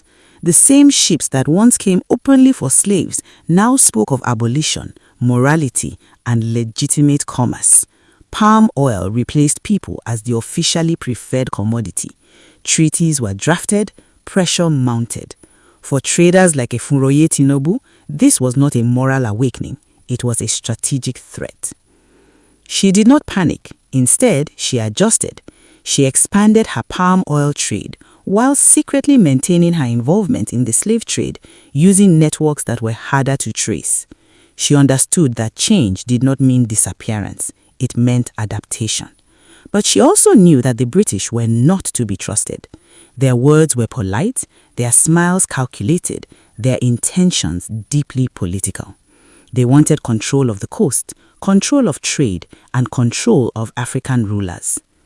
Efunroye positioned herself carefully. She supported Oba Akitoye of Lagos, helping him regain the throne after being overthrown. Her support was not free, it was an investment. When Akitoye returned as king, backed by British naval power, Efunroye expected influence in return, and she got it. For a time, she became one of the most powerful individuals in Lagos, male or female. Decisions passed through her. Traders sought her favor. Even the king listened when she spoke. But alliances forged in ambition are rarely permanent. The British soon realized that Efunroye Tinubu was too powerful, too independent, too unwilling to bend completely to their vision. She was accused of continuing the slave trade. She was labeled dangerous. Her influence became a problem to be solved. Slowly, the pressure tightened. Diplomacy turned to hostility. Respect turned to suspicion. What followed would test every lesson she had ever learned about power, survival, and reinvention, because Efunroye Tinubu was about to face the full force of an empire that did not like sharing control. And this time, wealth and connections might not be enough. As whispers of her impending downfall spread through Lagos, Efunroye did not retreat into fear. She prepared. She had faced loss before. She had rebuilt herself more than once. And deep in her heart, she knew something others did not yet understand. Her story was not tied to one city, one king, or one trade. Her power was portable, her mind was sharp, and the game was far from over. This was only the beginning. The trouble with power is that once people see you hold it, they begin to imagine life without you holding it. And in mid-19th century Lagos, imagination was a dangerous thing. By the time Efunroye Tinubu reached the height of her influence, her name moved ahead of her like a drumbeat. Traders spoke it with respect. Rivals spoke it with caution. British officials spoke it with irritation hidden behind diplomatic smiles. She had become more than a wealthy merchant. She was a political actor, a kingmaker, a woman whose support could tilt the balance in palace struggles. Lagos itself was changing quickly. The lagoon water still shimmered under the sun, canoes still sliced through the currents, markets still roared with life. But beneath the familiar rhythm, the rules were shifting. British warships appeared more often, their presence both a threat and a promise. Missionaries followed in their wake, carrying Bibles and a firm belief that their way of life was superior. Treaties were signed with elaborate ceremonies, but many of those agreements were written in a language and logic that favored British interests. Some Yoruba leaders saw partnership, others saw a slow takeover dressed as friendship. Efunroye saw clearly. She understood that the British campaign against the slave trade was not just moral, it was strategic. If the Atlantic slave trade ended, coastal economies would be forced to depend on legitimate commerce, which the British could regulate, influence, and dominate. Palm oil, cotton, and other goods would replace people, but the power to set prices and terms would increasingly sit in European hands. That meant African middlemen like her could lose leverage. So she played a careful game. Publicly, she adjusted to the new order. Privately, she protected her networks. She maintained relationships with inland suppliers, with coastal brokers, with canoe men and port handlers. She extended loans to smaller traders, binding them to her through debt and loyalty. She supported chiefs and palace figures who aligned with her interests. Every favor she did was a seed planted for future influence. But influence attracts enemies the way ripe fruit attracts birds. Some were jealous male traders who disliked taking indirect orders from a woman. Some were political rivals who feared her closeness to Oba Akitoye. And some were British officials who preferred African leaders who were easier to guide and easier to control. Efunroye was neither. Stories about her grew larger with each telling. Some said she could predict political outcomes before they happened. Others claimed she had spies in every major market from Badagiri to Abeokuta. Whether true or exaggerated, these stories added to her mystique. In societies where reputation was power, myth could be as useful as gold. Yet, her boldness also meant she rarely hid her opinions. She was known to challenge decisions she felt threatened her interests. She could be generous to allies and ruthless to opponents. If a trader defaulted on a debt, she did not hesitate to seize goods. If a partner betrayed her trust, she cut them off swiftly. To some, this made her admirable. To others, it made her feared. The turning point began quietly. British consuls in Lagos started sending more pointed reports back to their superiors. They mentioned certain powerful local figures who were obstacles to the full suppression of the slave trade.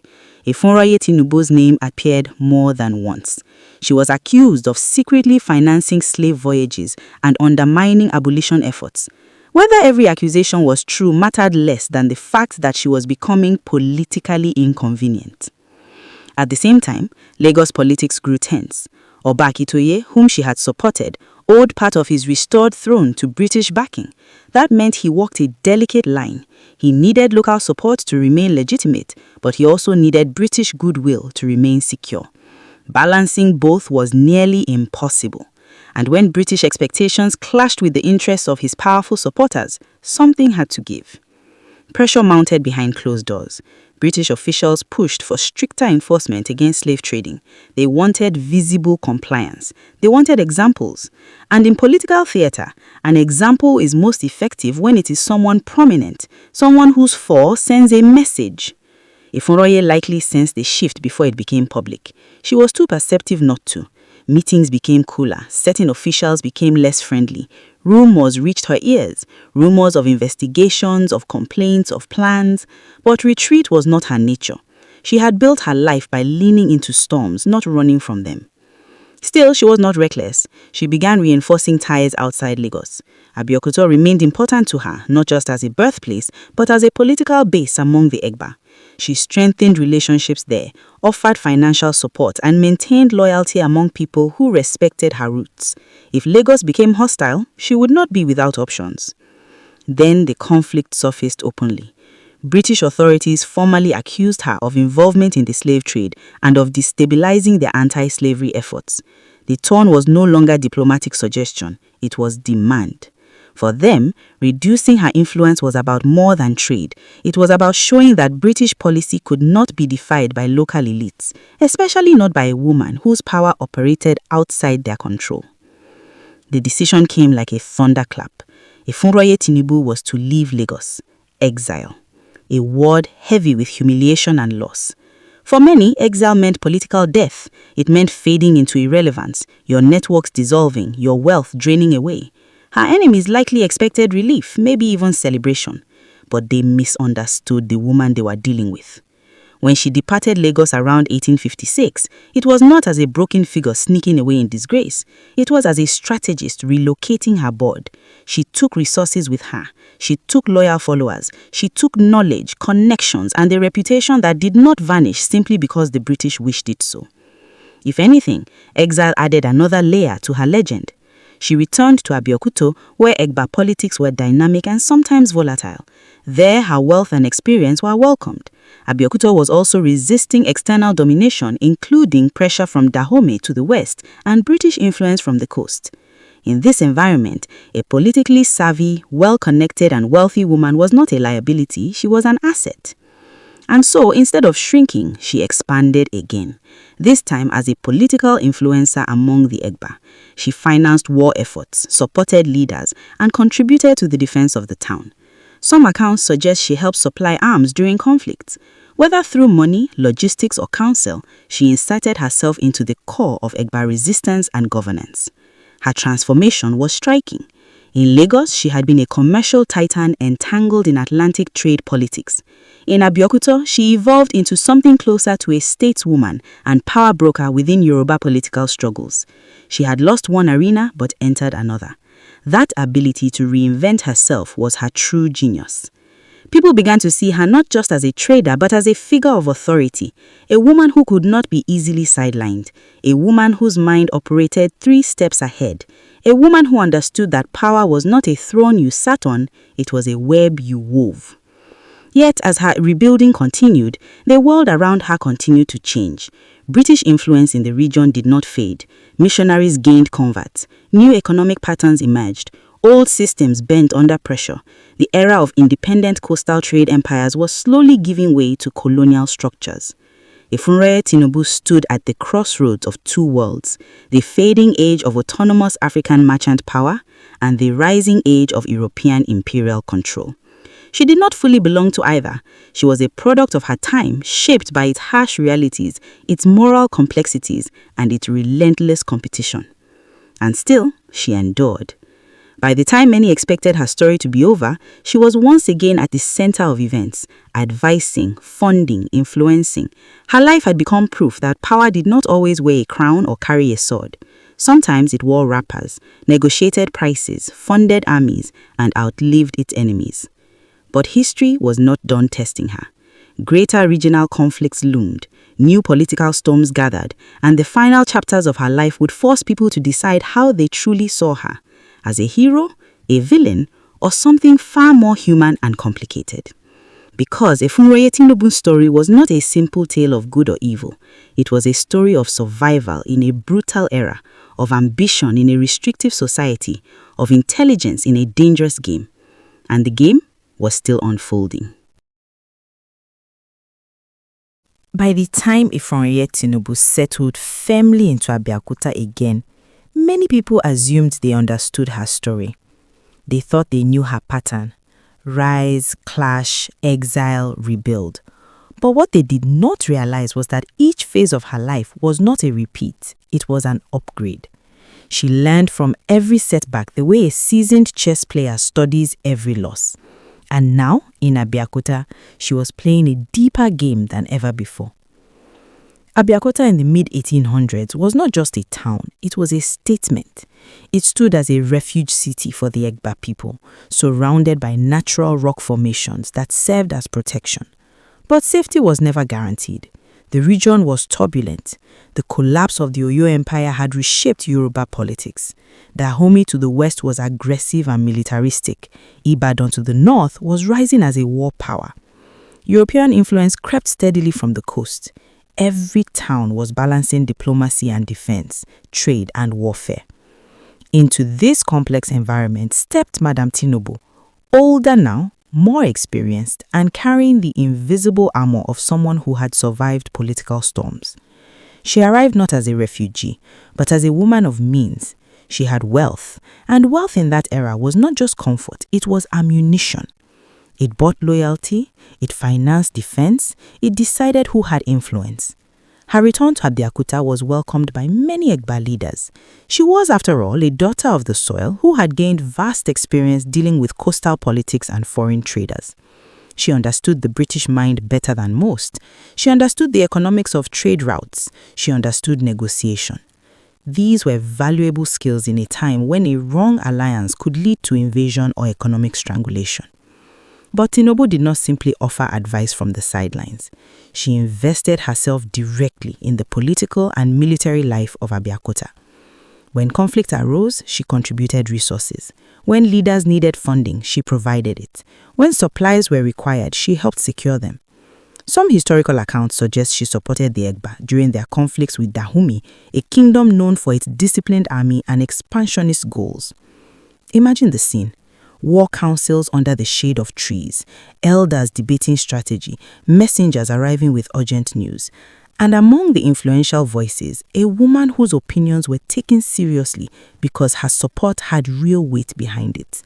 Tinubu was not on the battlefield with a weapon, but her fingerprints were on many of the decisions that shaped outcomes. Logistics win wars as much as bravery does, and logistics required money, connections, and planning, all her strengths. Her house became more than a residence. It became a hub. Traders passed through, political figures visited, information flowed. In a time before telegraphs and newspapers were common locally, information traveled through people.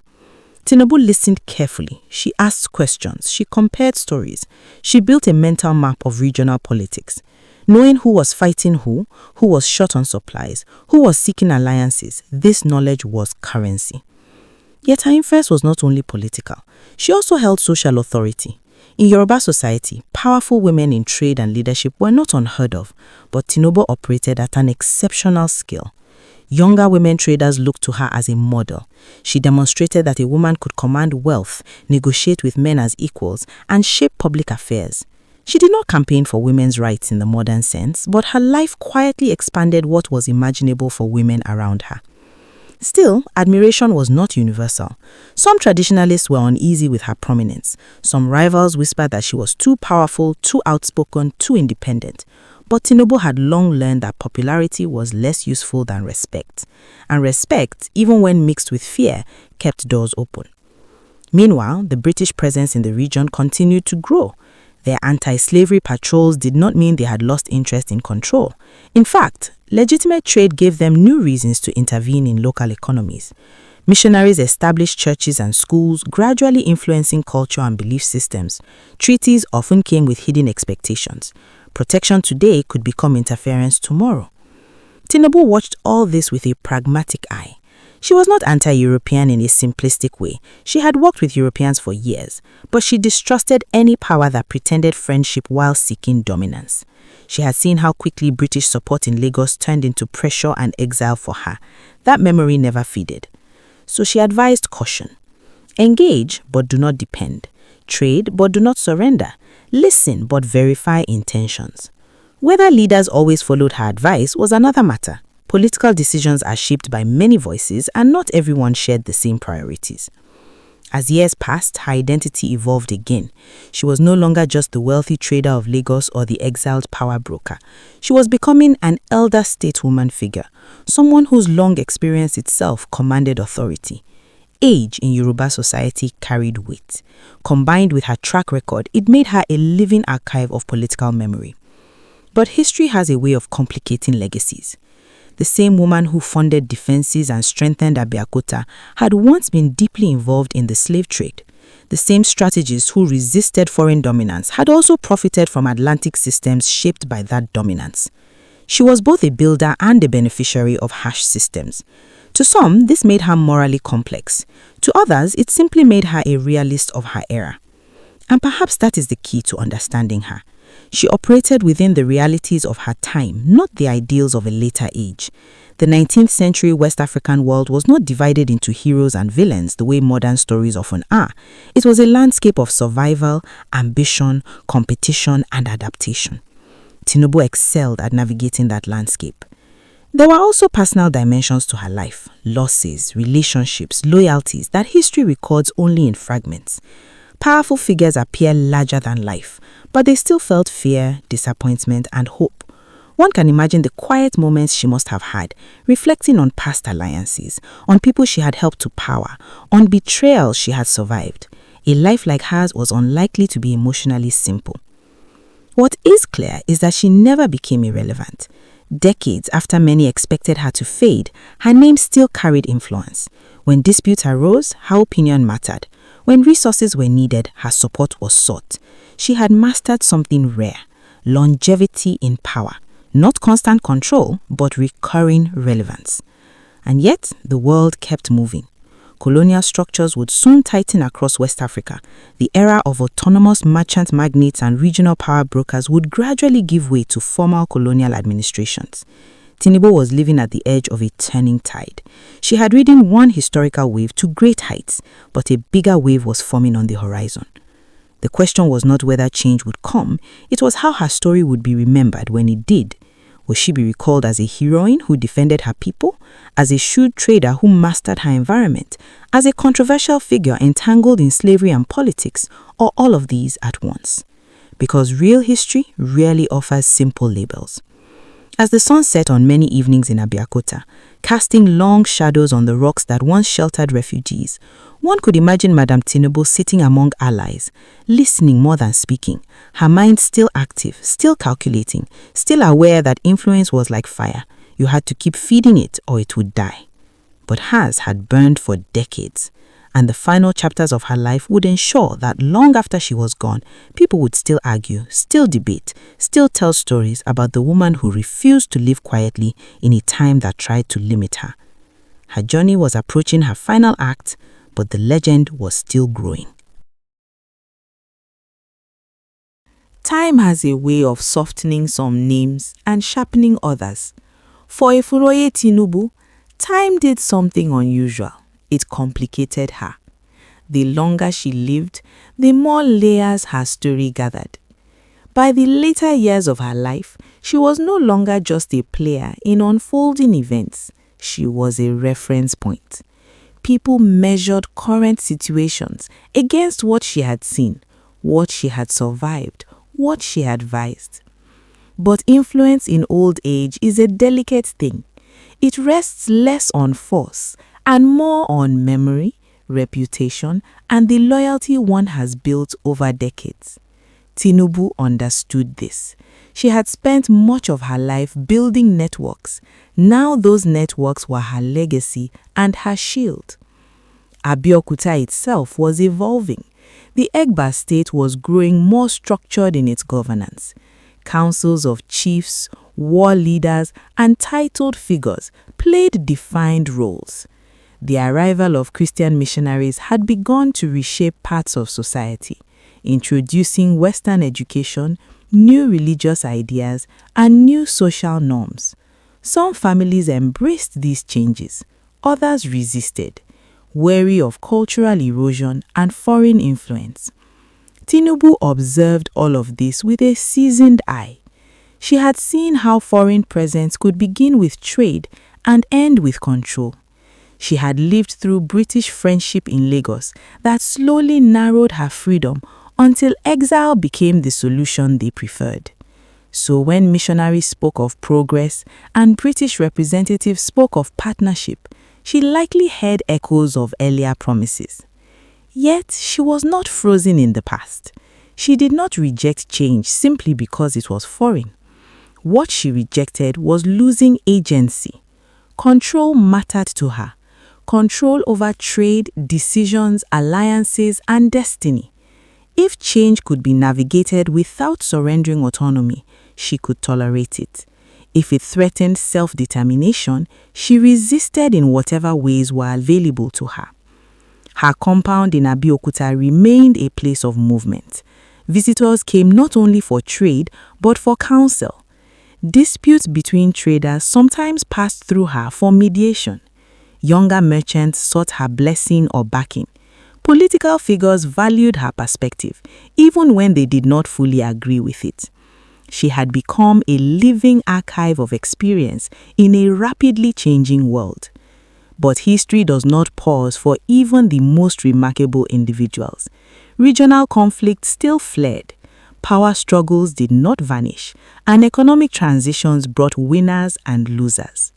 Palm oil and other commodities were now central to coastal and inland trade. European demand shaped local priorities. The economic map of West Africa was being redrawn in real time. Tinubu's earlier mastery of Atlantic-era trade gave her insight, but it also tied her legacy to a painful system. People knew she had been a major figure in slave trading networks in earlier decades. That reality did not disappear simply because the trade declined. It lingered as part of her story. Some admired her success regardless. Others judged her role more harshly, especially as abolitionist ideas spread. This duality followed her like a shadow. She was a benefactor and a profiteer, a defender of her community and a participant in systems that harmed others. But perhaps what made her remarkable was not moral purity, it was her impact. She influenced events, she shaped outcomes, she refused to be passive in a century that swallowed many people whole. As she aged, the physical demands of active trading likely reduced, but influence does not always require movement. Sometimes it requires presence. Her name still opened conversations. Her past support still earned loyalty. In societies where oral memory is strong, reputation can outlive direct action. There were also symbolic moments that reinforced her stature. when Egba forces successfully resisted threats, when trade routes remained active, when political disputes were settled without bloodshed, people remembered those who had helped build the foundations of stability. Tinubu was among those remembered. And yet, one can imagine that she also saw signs of a future she would not fully live to witness. European colonial ambitions were becoming more direct across West Africa. What had once been influenced through trade and treaties would harden into territorial control. The balance of power was tilting. Local rulers would increasingly negotiate from weaker positions. Did she foresee how deep colonial rule would go? We cannot know for certain. But a woman who had watched British behavior for decades would not be naive about their long-term goals. She had seen patterns, and patterns tell stories of their own. Her personal world likely grew quieter in some ways. Age narrows circles. Some of her old allies would have passed on. New leaders would rise with different priorities. The generation that knew her from her Lagos dominance would slowly give way to those who knew her as the respected elder in Abeokuta. Still, even as generations shifted, her name remained part of conversations about power, wealth, and political savvy. Parents could point to her life as an example of what intelligence and boldness could achieve. Others could point to her as a cautionary tale about the moral costs of certain pursuits. Either way, she was remembered, and being remembered is a form of power. There is something cinematic about the idea of her in those later years. An elderly but sharp-minded woman, wrapped in fine cloth, listening to reports, asking precise questions, speaking when necessary and silent when not. The fire that once drove her across trade networks and political battles did not vanish, it matured. Importantly, her life also challenged quiet assumptions about women's roles in the 19th century. She did not lead armies in the dramatic style of some warrior queens, but she influenced wars through resources. She did not wear a crown, but she influenced those who did. She did not rule a kingdom, but she shaped the environment in which rulers operated. Power has many forms, and she mastered several. As the years advanced, stories about her earlier exploits likely grew in the telling. Human memory tends to dramatize. A negotiation becomes a showdown. A smart investment becomes a legendary gamble. Her real achievements were already significant. The myth simply made them larger. But beyond myth and criticism, there is a simpler truth. She lived a life of agency. In a century of upheaval, she made choices, took risks, and accepted consequences. She was not merely carried by history. She pushed back against it, steered within it, and sometimes bent it to her will. The final stretch of her life was not about dramatic rises or falls. It was about endurance, about watching the world she once dominated transform into something new, about seeing how the seeds planted in earlier decades by her and others grew into realities that the next generation would inherit. And as her story approached its closing chapter, one question lingered quietly in the air, whether spoken or not. How would history judge a woman like Efunroye Tinubu? As a pioneer? As a pragmatist? As a product of her time? Or as a legend too complex for a single label? The answer was still forming as her life moved gently towards its final pages. Because some lives do not end when the person dies. They echo. And her echo was not fading yet. There's a quiet moment that comes at the end of every powerful life.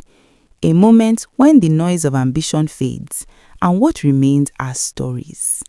Not the stories a person tells about themselves, but the ones others tell long after. For Efunroye Tinubu, that moment did not arrive with silence. It arrived with debate, memory, and a legacy too large to sit comfortably in one corner of history. By the time her life was drawing to a close in the late 19th century, the world she had mastered in her youth was almost unrecognizable. The era of independent coastal trade magnates was fading. British colonial influence was tightening its grip across what would later become Nigeria. Treaties had multiplied, mission stations had grown, political autonomy was slowly being boxed in by foreign administration and economic control. Tinubu had lived long enough to see the direction of the wind. She had watched Europeans move from traders to power brokers, from guests to decision makers. She had seen how African rulers who once negotiated as equals increasingly negotiated from weaker ground. If anyone understood how dramatically the balance had shifted, it was her.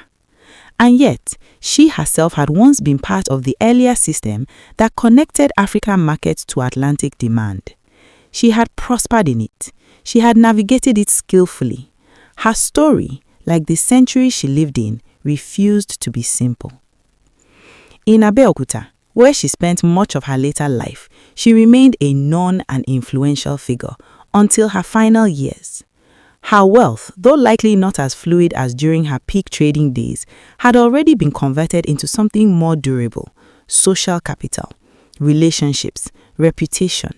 These do not disappear overnight. They ripple through families, communities, and political structures. One can imagine the atmosphere around her in those final seasons of life. Younger generations hearing her name spoken with a mixture of awe and curiosity. Some would know her as the woman who dealt with kings and Europeans. Some would know her as the wealthy trader who could finance causes.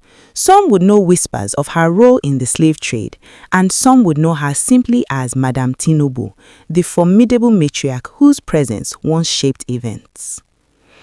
Death, when it came in 1887, did not erase her. If anything, it began the next phase of her story, the transformation from living actor to historical figure. Once a person enters history, they are interpreted, reinterpreted, debated, and sometimes reshaped to fit the needs of later generations. Her legacy traveled in multiple directions at once. Among many Yoruba communities, she was remembered as a woman of strength and influence, someone who navigated male-dominated systems and emerged powerful. She became an example, proof that women could hold economic and political authority at significant levels. In that sense, she quietly expanded the horizon of what was imaginable for women in her society. Among historians and moral critics, her involvement in the slave trade placed her in a more troubling light. She had not been a passive bystander in that system. She was an active participant and beneficiary. That reality cannot be brushed aside. It sits alongside her achievements, complicating her image. But perhaps the most honest way to view her is to see her as a mirror of her time. The 19th century Atlantic world was deeply entangled in slavery, warfare, trade rivalries, and survival politics. Many powerful figures across continents built their status within those systems. Tinubu was one of the most successful African actors within that harsh reality. What makes her story compelling is not that she was perfect, but that she was impactful. She influenced who ruled, she influenced how trade moved, she influenced how communities defended themselves, she influenced how Europeans interacted with local politics. Her fingerprints were on the flow of events, even if her name was not always written in official documents. And then there's the human element. Beyond politics and trade, she was a person who must have experienced loyalty, betrayal, fear, pride, and hope. She had risen, fallen, and risen again. She had lost position and rebuilt it. She had seen allies become liabilities and strangers become partners. Few people live such dynamic lives. Fewer still leave a trace strong enough to be remembered more than a century later. Over time, her name found its way into public memory in tangible forms. In Lagos, Tinubu Square stands as a reminder of her historical presence. Streets and landmarks bearing her name keep her story from disappearing entirely. Even people who do not know her full biography encounter her name and wonder who she was. That curiosity itself is a kind of legacy. But history is selective. Some will celebrate her as a pioneering businesswoman and political strategist. Others will emphasize her role in the slave trade and question calling her a hero. Both views draw from truth, and perhaps the tension between them is what makes her story real. History is not a gallery of saints. It is a record of humans navigating their worlds with the knowledge, pressures, and incentives they had. Tinubu navigated hers with exceptional skill. She made choices that brought power and wealth, and those choices carried consequences beyond her lifetime. If her life were a story told by a fireside, it would not end with a simple moral. It would end with a question. What does it take to survive and thrive in a turbulent world? Intelligence, boldness, adaptability, compromise? Tinubu's life suggests all of these and reminds us that each comes with a price.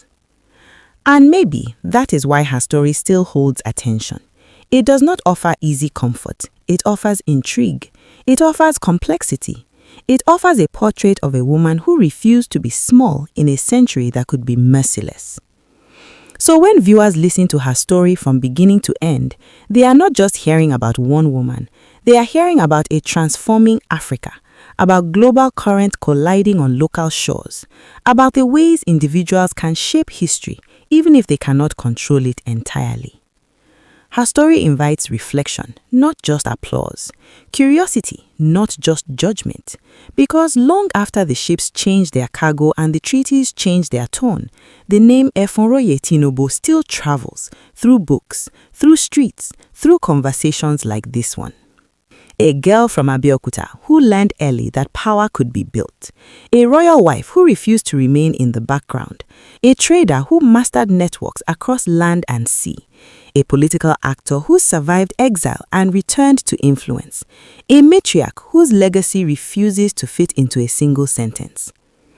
And as her story closes, it really doesn't close. It lingers, leaving one final thought hanging in the air. History remembers those who moved the world, even if it continues to argue about how they moved it and why.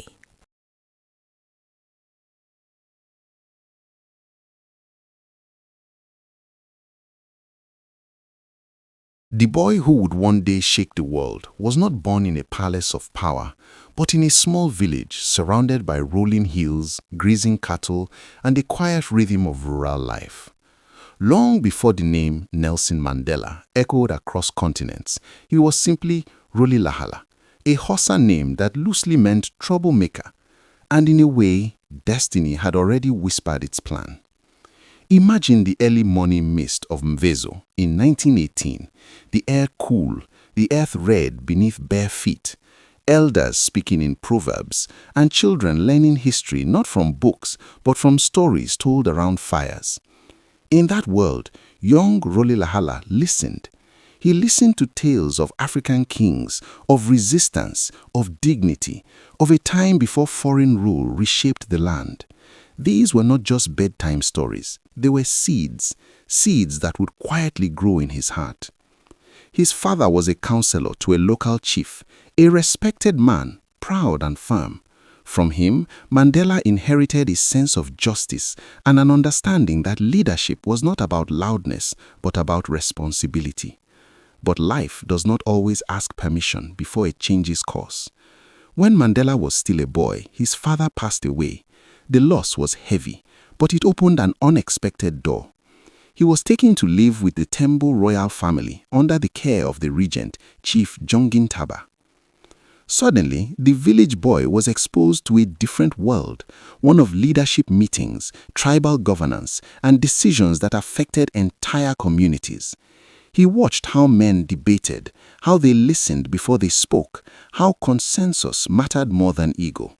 Years later, Mandela would say that this was where he first understood democracy, not as a Western concept, but as an African tradition. Picture a young boy sitting quietly at the edge of a gathering, absorbing every word while elders discuss disputes and solutions. He noticed something powerful. The leader spoke last. Everyone else was heard first. That lesson would stay with him for life. But childhood does not last forever. As he grew, so did expectations. Education became his path forward. A missionary school gave him the English name Nelson, a common practice at the time. It was a small change on the surface, but it symbolized the collision of two worlds, his African heritage and the colonial system tightening its grip on his country. Mandela proved to be bright and disciplined. He moved on to higher education, attending institutions that very few black South Africans could access at the time. But education did more than fill his mind with facts. It sharpened his awareness. He began to see the unfairness around him more clearly. Why were opportunities limited by skin color? Why did laws favor one group and crush another? Then came a turning point. At the University College of Fort Hare, a prestigious school for black Africans, Mandela encountered student politics. When students protested against poor conditions and lack of representation, Mandela joined them. It was one of his first acts of resistance. Not with violence, not with anger, but with principle. The consequence? He was expelled. For many families, that would have been the end of the road, but for Mandela, it was the beginning of a different journey. Returning home felt like returning in defeat. And then came news that would change everything. An arranged marriage was being planned for him.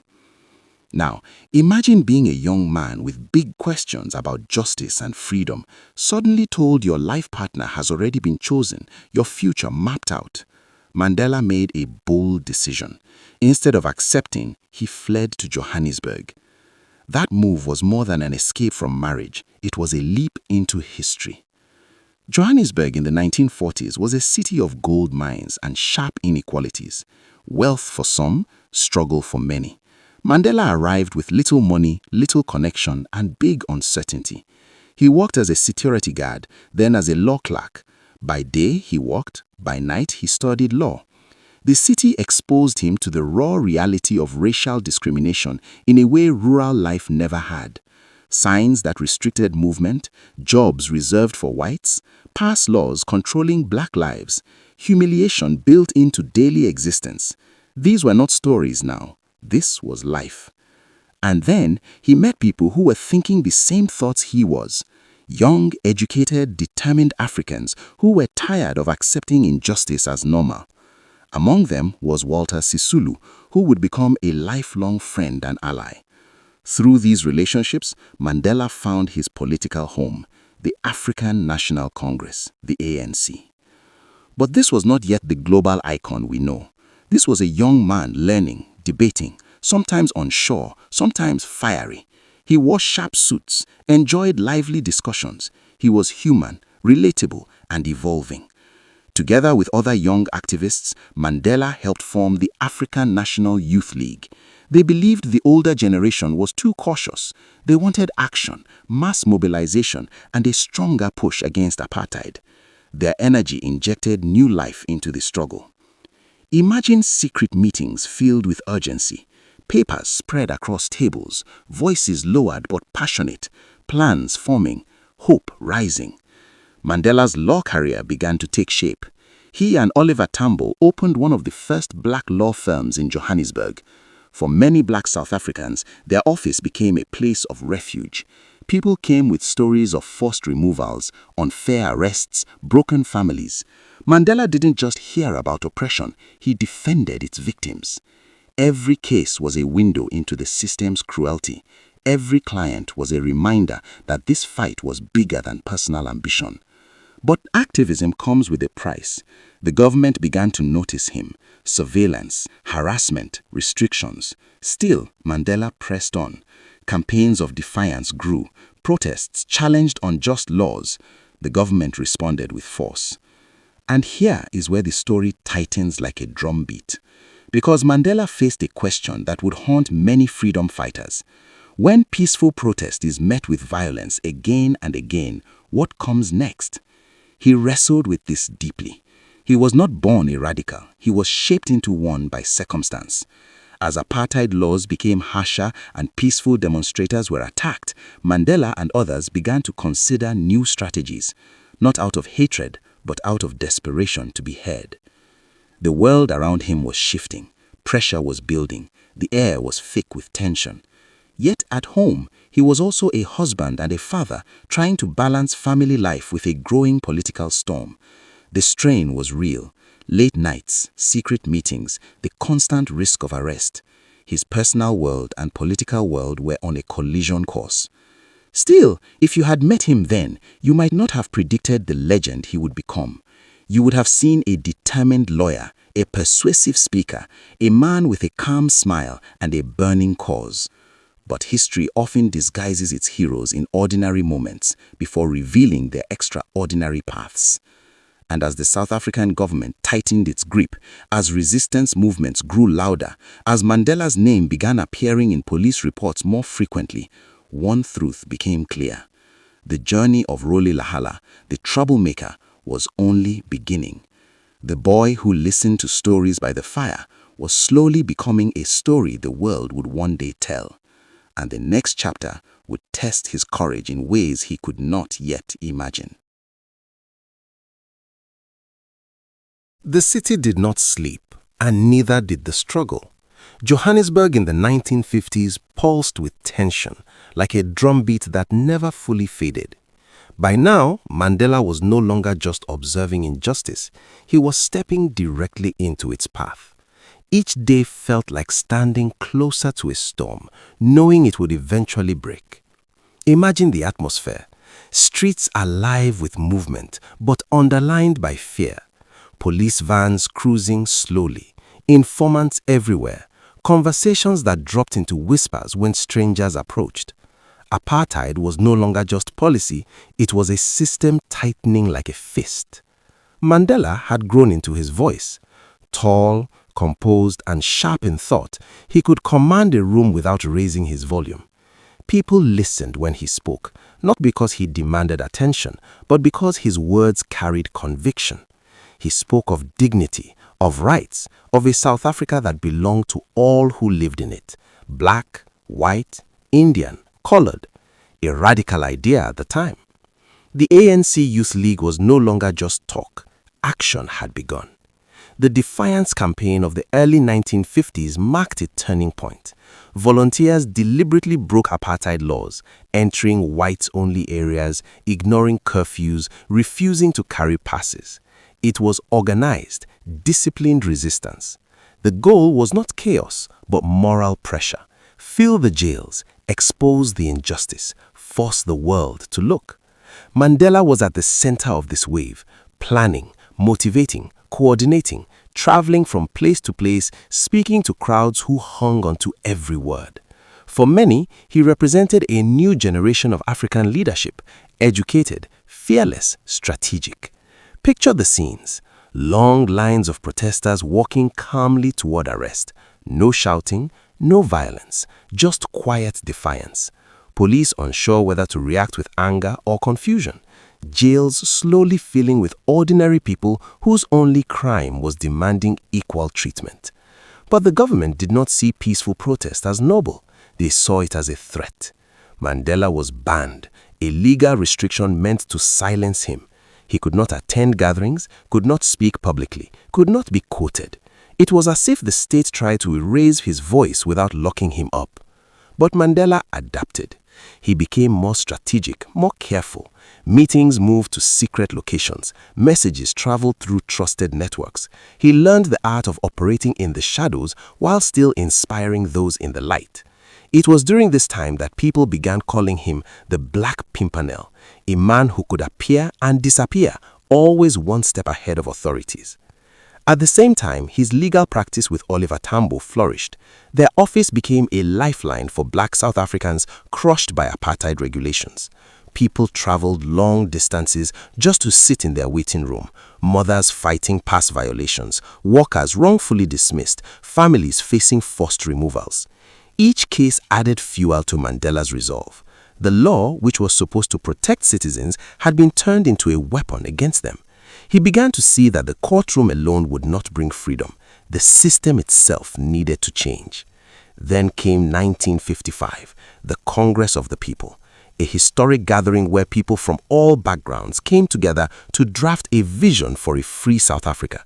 The result was the Freedom Charter, a bold declaration stating that the country belonged to all its people. The people shall govern. The law shall be equal for all. The doors of learning and culture shall be opened. These were not just lines on paper. They were dreams spoken aloud in a land where dreaming was dangerous. Mandela was deeply involved, and the government reacted swiftly. Raids, confiscations, surveillance intensified. Then came a massive blow, the Rivonia trial. Mandela and over 100 activists were arrested and charged with treason. Treason, a word heavy enough to carry the death penalty. Imagine waking up knowing your government considers your hope for equality a crime against the state. Imagine standing in court beside friends and colleagues, all accused not of violence but of vision. The trial dragged on for years, years of stress, uncertainty and financial strain. But something unexpected happened. The accused built stronger bonds. They debated ideas. They sharpened their political philosophies. The courtroom became, in a strange way, a classroom of revolution. And eventually, they were acquitted, not guilty. For a moment, it felt like a victory. But outside the courtroom, the country was changing, and not for the better. Apartheid laws grew harsher, segregation deeper.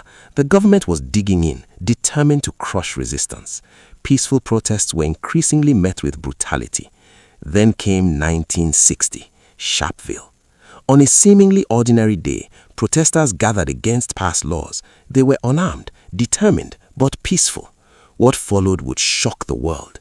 Police opened fire on the crowd. 69 people were killed, many shot in the back as they fled, hundreds wounded, the ground stained with blood and the air thick with screams and disbelief. Sharpeville shattered illusions. It exposed the reality of apartheid to the international community. Headlines spread across the globe. For many activists, including Mandela, it forced a painful question. How do you fight a system that answers peaceful protest with bullets? The government declared a state of emergency. The ANC was banned, meetings outlawed, leaders detained. Mandela went underground. Now imagine living a life where every knock on the door could be your last moment of freedom, where you sleep in different places each night, where your disguises become routine, where your children grow up seeing you in glimpses. Mandela cut his hair differently, wore workers' clothes, used aliases. He moved secretly between safe houses. By day, he planned. By night, he traveled. The state haunted him, but he kept moving. And during this period, a major shift happened in his thinking. Mandela and other leaders concluded that non-violent resistance alone was no longer enough, not because they loved violence, but because they felt every peaceful avenue had been blocked. Thus was born Umkhonto Siwezwe, the spear of the nation, the armed wing of the struggle. Mandela helped found it. Their strategy focused on sabotage, not loss of life, target infrastructure, not people, power stations, communication lines, government installations. The message was clear.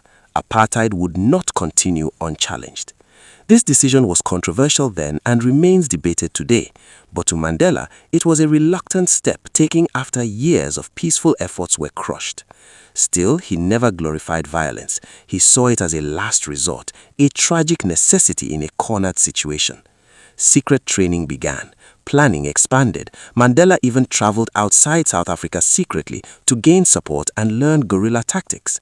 For the first time, he saw independent African nations, witnessing black leadership at a national level. It strengthened his belief that apartheid was not invincible. But no one stays hidden forever. In 1962, the net closed in. Mandela was captured, arrested on a lonely road after months on the run. Some say a tip-off helped authorities find him. However it happened, the result was the same. The man who moved like a shadow was now in chains. Crowds gathered during his trial. Supporters watched anxiously. The government hoped to make an example of him, silence him, break the movement's spirit. But Mandela, even as a prisoner, understood the power of words.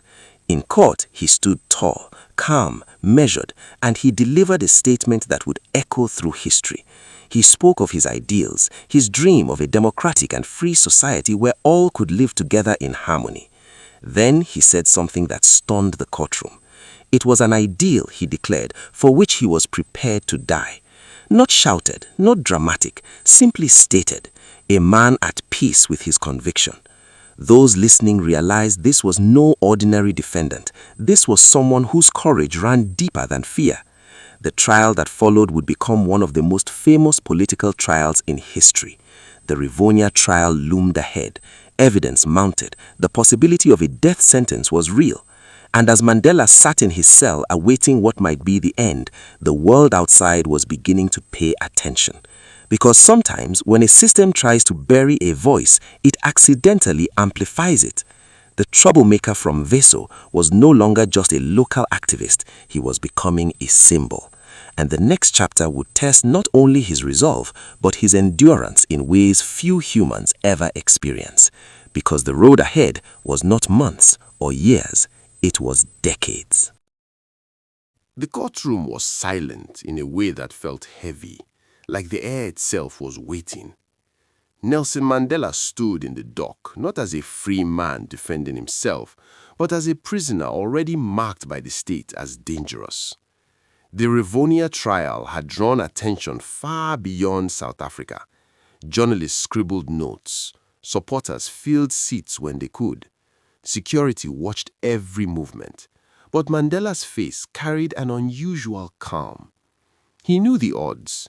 The government wanted to crush the resistance, to send a message that anyone who challenged apartheid would pay dearly.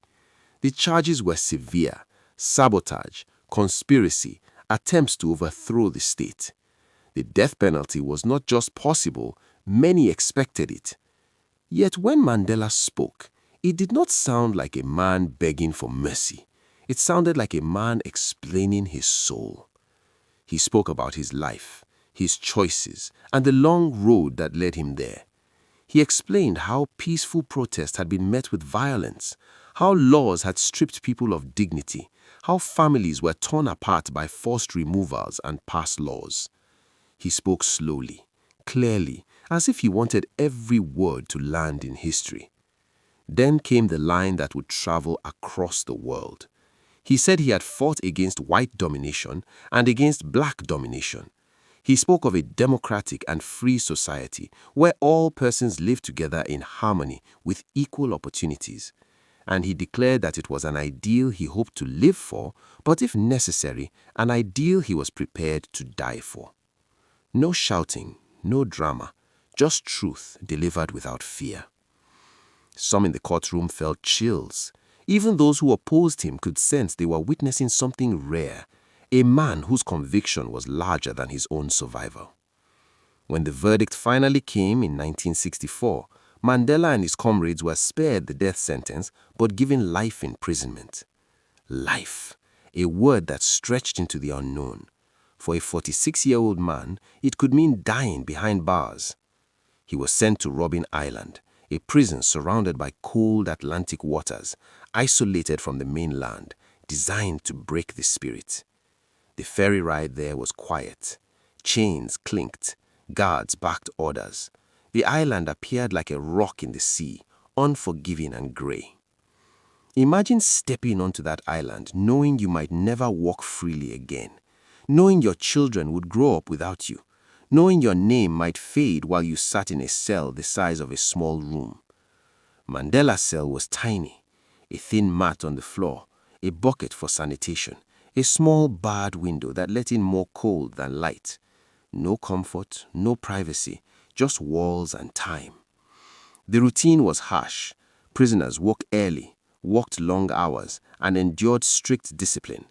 Mandela and others were sent to a limestone quarry where the sun reflected fiercely off white stone, damaging their eyes.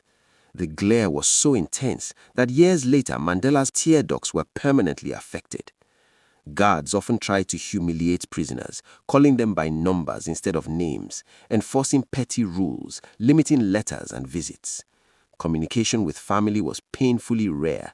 A letter could arrive months late, heavily censored, with lines blacked out like pieces of a life erased. But here's what the authorities did not fully understand. They had imprisoned leaders, thinkers, and organizers together. Instead of silencing them, Robben Island slowly became a kind of university. Prisoners debated politics. They shared knowledge. Those who had education taught those who didn't. History, law, languages, philosophy, lessons passed quietly between stone walls. They called it the University of Robben Island. Mandela became a steady presence. He did not shout or demand, he led by example. He kept his cell neat. He exercised daily in the small space. He treated even harsh guards with a level of respect that confused them. Not submission, dignity. He believed that if he lost his self-respect, the prison would truly win. There were moments of deep pain. His mother died while he was imprisoned. He was not allowed to attend the funeral. Later, his eldest son died in a car accident. Again, he could not go.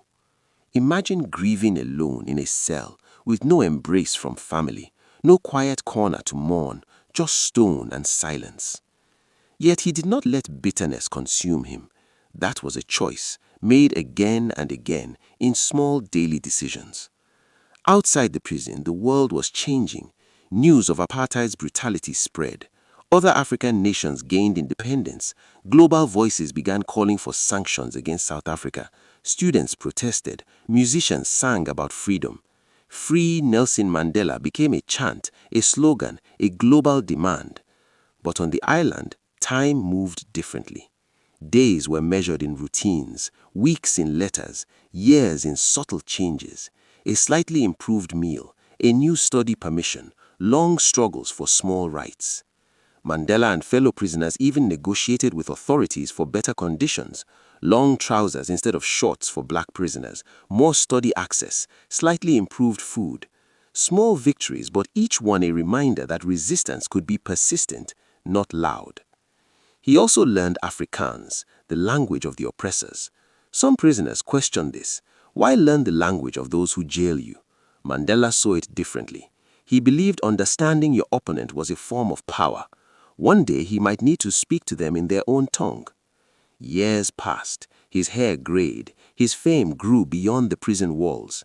Ironically, the government that tried to silence him had turned him into a symbol. People who had never met him carried his image on posters. Children learned his name in distant countries. And yet Mandela himself often said he was not a saint. He was a man shaped by circumstances, trying to remain true to his ideals. There were lighter moments too. Prisoners found ways to joke, to tell stories, to keep humanity alive. A shared laugh in a harsh place can be an act of rebellion. Mandela sometimes recalled village tales from his youth, bringing warmth into cold spaces. The guards too slowly changed. Not all, but some. Some began to see the prisoners as human beings. Respect, shown consistently, has a strange way of softening even guarded hearts. Some warders later admitted they had been influenced by Mandela's composure. Still, the future was uncertain. Would he die here? Would apartheid outlive him? No one knew. But Mandela held on to a long vision. He believed history moved in arcs, that injustice could not rule forever, that even systems built on fear eventually crack under the weight of their own cruelty. He once said courage was not the absence of fear, but the triumph over it. On Robben Island, that ideal was tested daily. Courage meant waking up with hope in a place designed to remove it. By the late 1970s and early 1980s, pressure on the apartheid government intensified. Protests inside South Africa grew. International sanctions hurt the economy. The government realized something uncomfortable. Mandela in prison was becoming more powerful than Mandela outside. His name unified movements. His imprisonment symbolized the moral failure of apartheid. Talks began to whisper in political corridors, quiet discussions. What to do about Mandela? Release him? Keep him? Negotiate? Mandela himself remained patient. He rejected conditional offers of release that required him to renounce the struggle. Freedom without principle was not freedom to him. And so the man in the small cell waited, not passively but with purpose, reading, thinking, preparing for a future he believed would come even if he could not see when. The boy from Vezo who listened to stories by firelight had become a man whose stories circled the globe. But he was still behind bars, still waking on a thin mat, still looking through narrow windows at his slice of sky.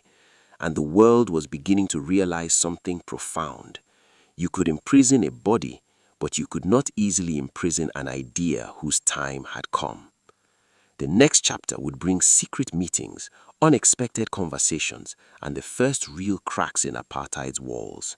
because even the longest night eventually meets the dawn. Time has a strange way of stretching inside prison. Days can feel endless, yet years slip by quietly. By the early 1980s, Nelson Mandela had spent more than a decade and a half behind bars. A whole generation of South Africans had grown up knowing his name but never seen him walk free. Some young activists outside did not even know what his voice sounded like. To them, he was a symbol on posters, a face in faded photographs, a legend whispered in stories. But Mandela was still a man of flesh and thought, waking each morning to the same walls, the same routines, the same controlled world. And yet, something subtle was shifting, both inside him and outside the prison. Apartheid, once enforced with absolute confidence by the government, was beginning to show cracks. The economy felt the weight of international sanctions. Protests erupted in townships. Workers went on strikes. Students marched. The cost of maintaining racial separation was rising, not just morally, but financially and politically. Around the world, people sang songs about Mandela. Concerts were held in his name. Universities debated South Africa. Governments faced pressure from their citizens to take a stand. The phrase, "Free Nelson Mandela," was no longer a niche slogan, it was global. Inside prison, Mandela heard bits and pieces of this through guarded conversations, rare newspapers, and carefully censored letters. He learned to read between the lines. A small headline could signal a large change. A delayed letter could hint at unrest. Information was like water in a desert. Every drop mattered. Then something unexpected began to happen. Certain officials in the South African government started to view Mandela not just as a prisoner, but as a potential key. A dangerous key, yes, but perhaps one that could unlock a controlled transition instead of a violent explosion. Some feared that if apartheid collapsed suddenly, the country could descend into chaos or civil war. Quietly, discreetly, feelers were extended. At first, it was subtle. A change in how some guards treated him, a slightly more respectful tone. Then came more significant moves.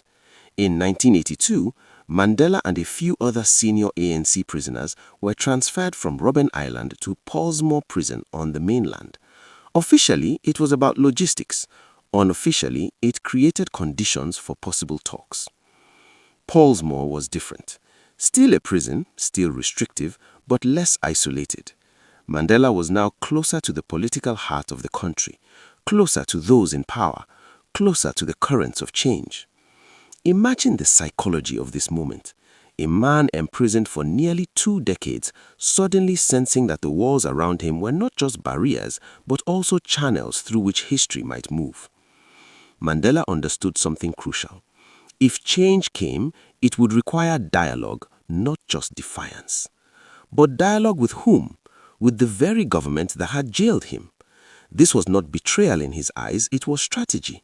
He had always said the goal was not to defeat white South Africans, but to build a country where all could live together. If that future were to exist, enemies would eventually need to talk. Still, he moved carefully. He did not want to undermine the ANC or appear to negotiate for personal freedom. His cause was bigger than his own release. Secret meetings began between Mandela and government representatives. No cameras, no announcements, just cautious conversations in controlled rooms. The government wanted stability, Mandela wanted genuine change. He listened more than he spoke at first. He asked questions, he observed personalities, he measured intentions. Years of leadership had taught him patience. At the same time, the government tested him. They offered conditional releases, freedom if he would renounce violence, freedom if he would step away from politics, freedom if he would accept limits. Mandela refused. To many outside, that might sound surprising. A man in his 60s, having lost so many years, turning down a chance to walk free. But Mandela believed that personal freedom without political freedom for his people was hollow. Walking out alone while apartheid stood firm would not be victory, it would be surrender. His refusal strengthened his moral authority. It told both supporters and opponents that he could not be bought with comfort. Meanwhile, South Africa grew more volatile. Township unrest intensified. The state declared emergencies. Images of clashes reached global audiences. The pressure cooker was heating up. Within the ruling party, debates grew. Hardliners wanted to maintain strict control. Reformists argued that apartheid could not survive forever. The Cold War context also mattered. Global politics influenced local decisions. South Africa's leaders worried about isolation and long-term instability. And in the middle of this tension sat Mandela, a prisoner who had become a bridge between possible futures. There's a powerful image often described by those who later met him in this period. Mandela walking slowly in a prison courtyard, hands behind his back, thinking. Not defeated, not idle, thinking, planning, imagining a South Africa that did not yet exist. He also worked on himself. He maintained discipline in dress and speech. He exercised regularly. He controlled his emotions. He believed a leader must master himself before trying to shape a nation. Prison, in a strange way, had refined him. The fiery young activist had matured into a statesman in waiting. His relationship with some prison staff evolved too. A few guards came to respect him deeply. They saw consistency in his behavior. He did not insult them. He did not beg. He treated them as human beings within a flawed system. This did not excuse their role, but it created space for mutual recognition. Outside, the ANC in exile and activists inside the country continued the struggle. Mandela never claimed to carry the movement alone. He saw himself as one part of a larger wave. Still, he knew his symbolic role mattered. Then came another shift. In 1988, Mandela was moved again, this time to Victor Verster prison, where conditions were far less harsh. He stayed in a house on the prison grounds with more privacy. This was not kindness alone, it was positioning. The government was preparing for a possibility they once rejected, his release. By now, Mandela was in his 70s, gray-haired, grandfatherly in appearance, but mentally sharp, focused, calm. The question was no longer if change would come, but how. Would South Africa burn its way into a new era or negotiate its way there? Mandela leaned towards negotiation, but without abandoning justice. He believed real peace required inclusion, not revenge. He had seen enough suffering to know that hatred multiplies pain. Yet forgiveness without accountability would also fail. The balance would be delicate. Picture him at night, perhaps sitting quietly, aware that history's door was slowly opening. Few prisoners in history have walked so close to shaping a nation's future while still confined. And beyond the prison fences, millions waited. Some impatient, some hopeful, some skeptical, some afraid of what majority rule might mean. The country stood at a crossroads. Mandela understood something profound. If he ever walked free, his words and actions could either calm a nation or ignite it. The responsibility was enormous. The troublemaker from Vezo had become something else now, a potential peacemaker, though the world did not fully know it yet.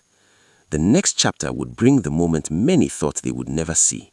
A walk towards freedom, cameras flashing, crowds roaring, a nation holding its breath. But freedom, as Mandela knew, would not be the end of the journey. In many ways, it would be the most difficult beginning of all.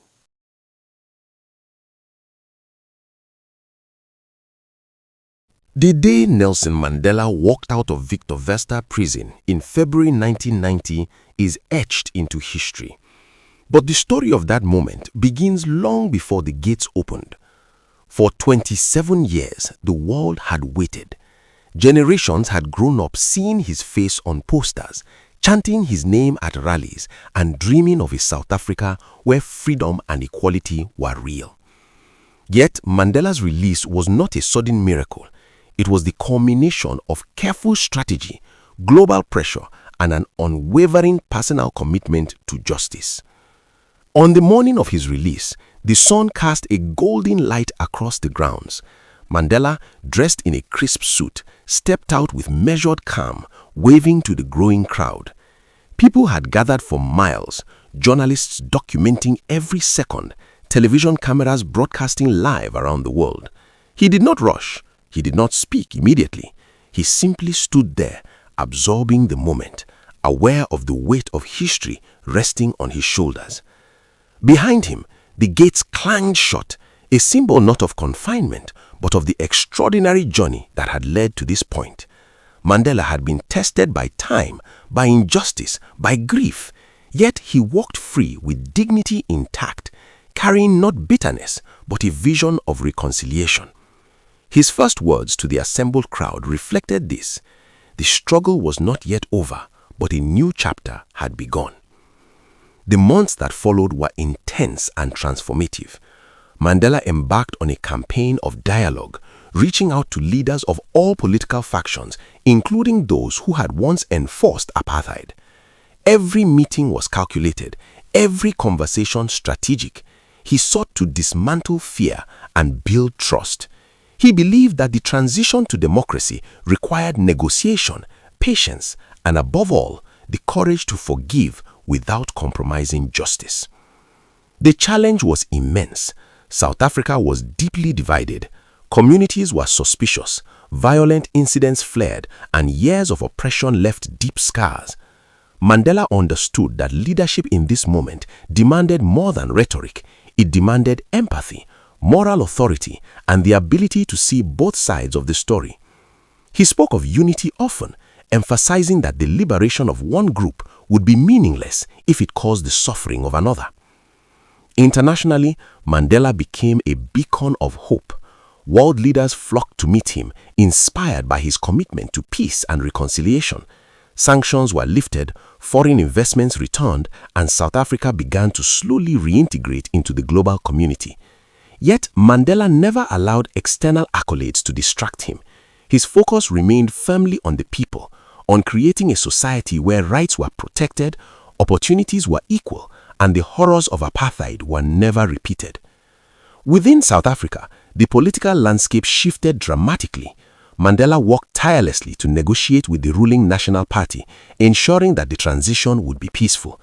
He also encouraged political participation from previously marginalized communities, emphasizing that democracy required engagement, not passivity. Campaigns, rallies, and grassroots movements surged across the nation, each infused with the spirit of hope that Mandela inspired. One of his remarkable achievements during this period was the careful balance he maintained between justice and reconciliation. He championed the creation of the Truth and Reconciliation Commission, led by Archbishop Desmond Tutu, to investigate past atrocities. Yet he advocated for restorative justice rather than revenge. Victims were heard, but perpetrators were also given the chance to confess and make amends.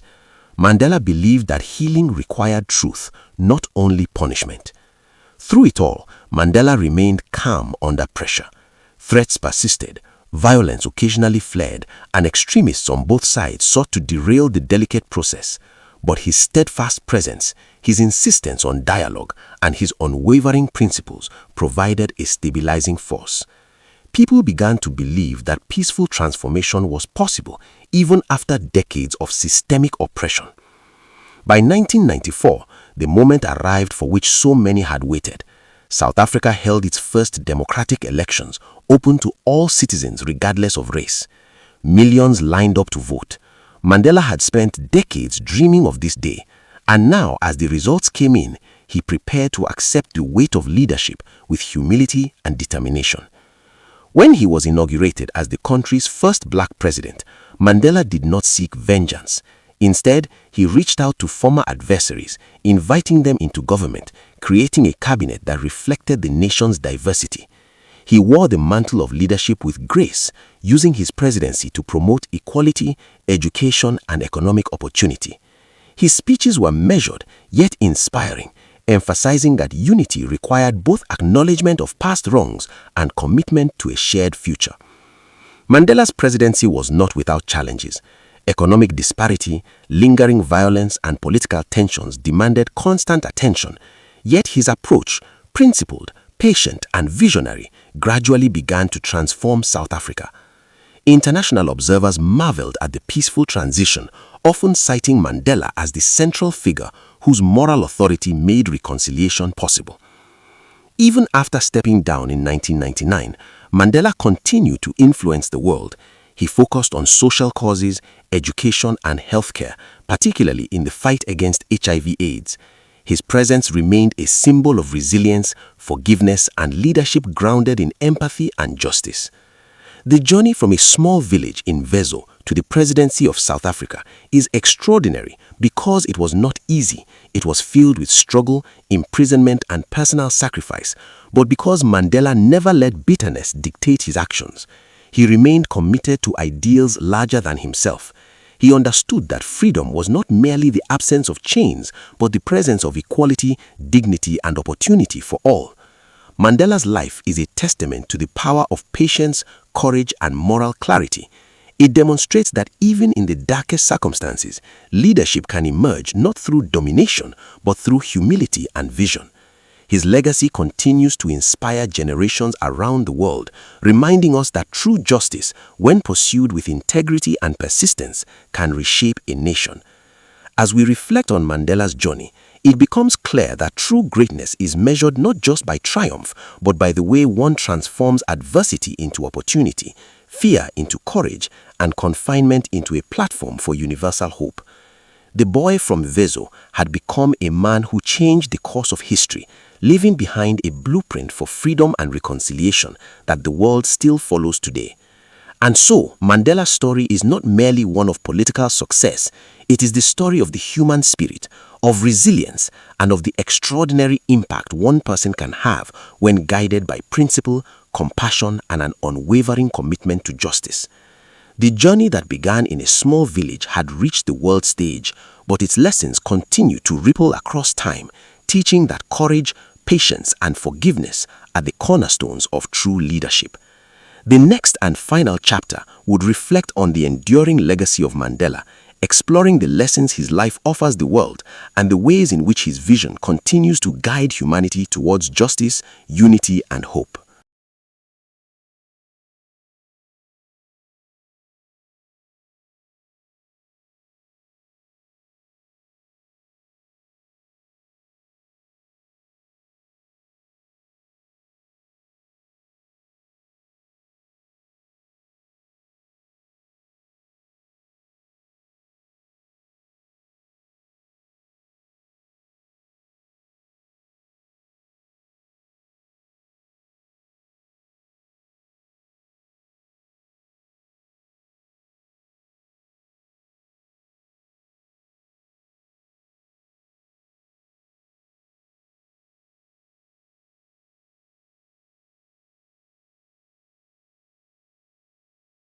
There is a quiet moment that comes after the cheering fades, after the crowds go home, after the cameras turn away.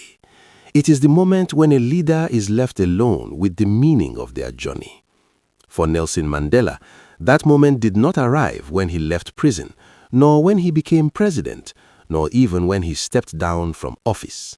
It arrived slowly in the years when he chose to give away power, to step back and to let his legacy belong to the people rather than to himself. Many leaders hold on to power tightly. Mandela did the opposite. After serving one term as president, he stepped down in 1999. No tricks, no extensions, no quiet attempts to remain in control. He believed democracy had to be stronger than any one individual, including him.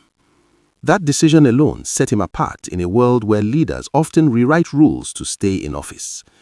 Imagine a man who spent 27 years in prison finally reaching the highest office in his country and then willingly leaving it.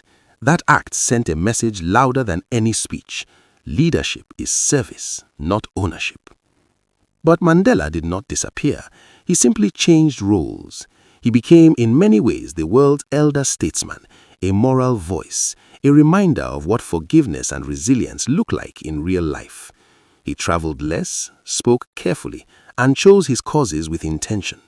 When he did speak, people listened because his words were never wasted.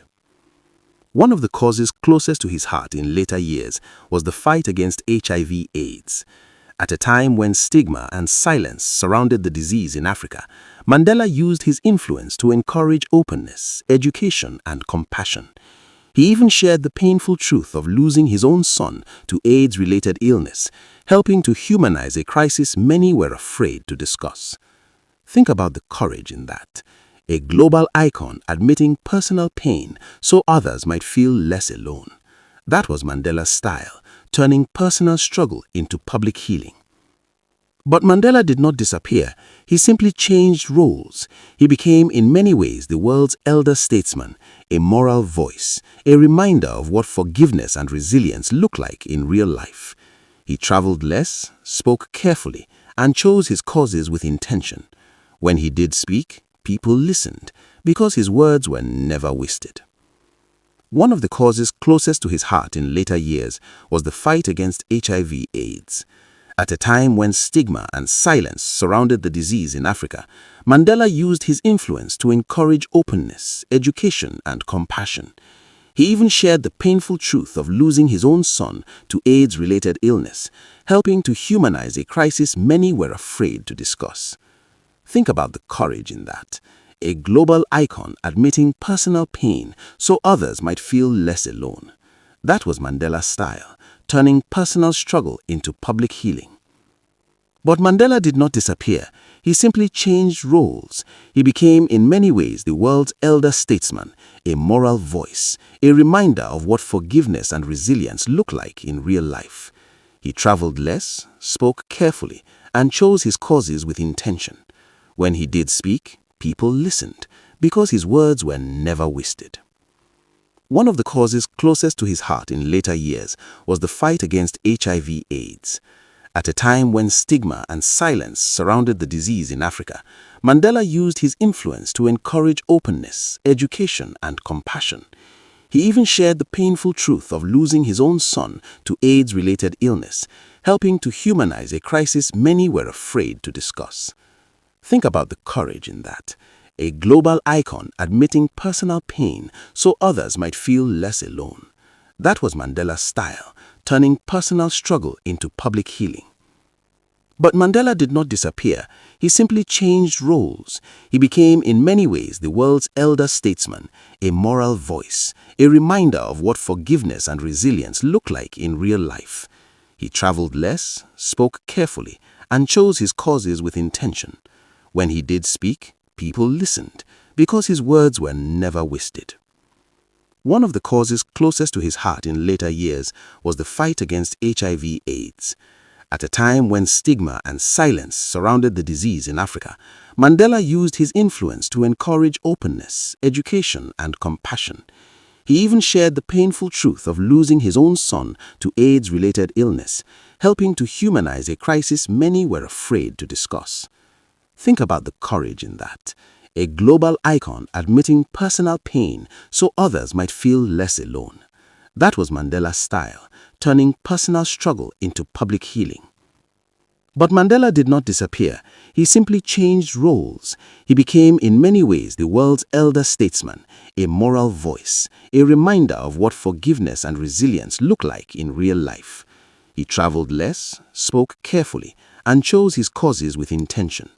When he did speak, people listened, because his words were never wasted. One of the causes closest to his heart in later years was the fight against HIV/AIDS. At a time when stigma and silence surrounded the disease in Africa, Mandela used his influence to encourage openness, education, and compassion. He even shared the painful truth of losing his own son to AIDS-related illness, helping to humanize a crisis many were afraid to discuss. Think about the courage in that.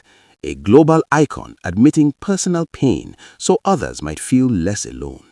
That was Mandela's style, turning personal struggle into public healing. But Mandela did not disappear. He simply changed roles. He became in many ways the world's elder statesman, a moral voice, a reminder of what forgiveness and resilience look like in real life. He traveled less, spoke carefully, and chose his causes with intention. When he did speak, people listened, because his words were never wasted. One of the causes closest to his heart in later years was the fight against HIV/AIDS. At a time when stigma and silence surrounded the disease in Africa, Mandela used his influence to encourage openness, education, and compassion. He even shared the painful truth of losing his own son to AIDS-related illness, helping to humanize a crisis many were afraid to discuss. Think about the courage in that. A global icon admitting personal pain so others might feel less alone. That was Mandela's style, turning personal struggle into public healing. But Mandela did not disappear. He simply changed roles. He became in many ways the world's elder statesman, a moral voice, a reminder of what forgiveness and resilience look like in real life. He traveled less, spoke carefully, and chose his causes with intention. When he did speak, people listened, because his words were never wasted. One of the causes closest to his heart in later years was the fight against HIV/AIDS. At a time when stigma and silence surrounded the disease in Africa, Mandela used his influence to encourage openness, education, and compassion. He even shared the painful truth of losing his own son to AIDS-related illness, helping to humanize a crisis many were afraid to discuss. Think about the courage in that. A global icon admitting personal pain so others might feel less alone. That was Mandela's style, turning personal struggle into public healing. But Mandela did not disappear. He simply changed roles. He became in many ways the world's elder statesman, a moral voice, a reminder of what forgiveness and resilience look like in real life. He traveled less, spoke carefully, and chose his causes with intention. When he did speak, people listened, because his words were never wasted. One of the causes closest to his heart in later years was the fight against HIV/AIDS. At a time when stigma and silence surrounded the disease in Africa, Mandela used his influence to encourage openness, education, and compassion.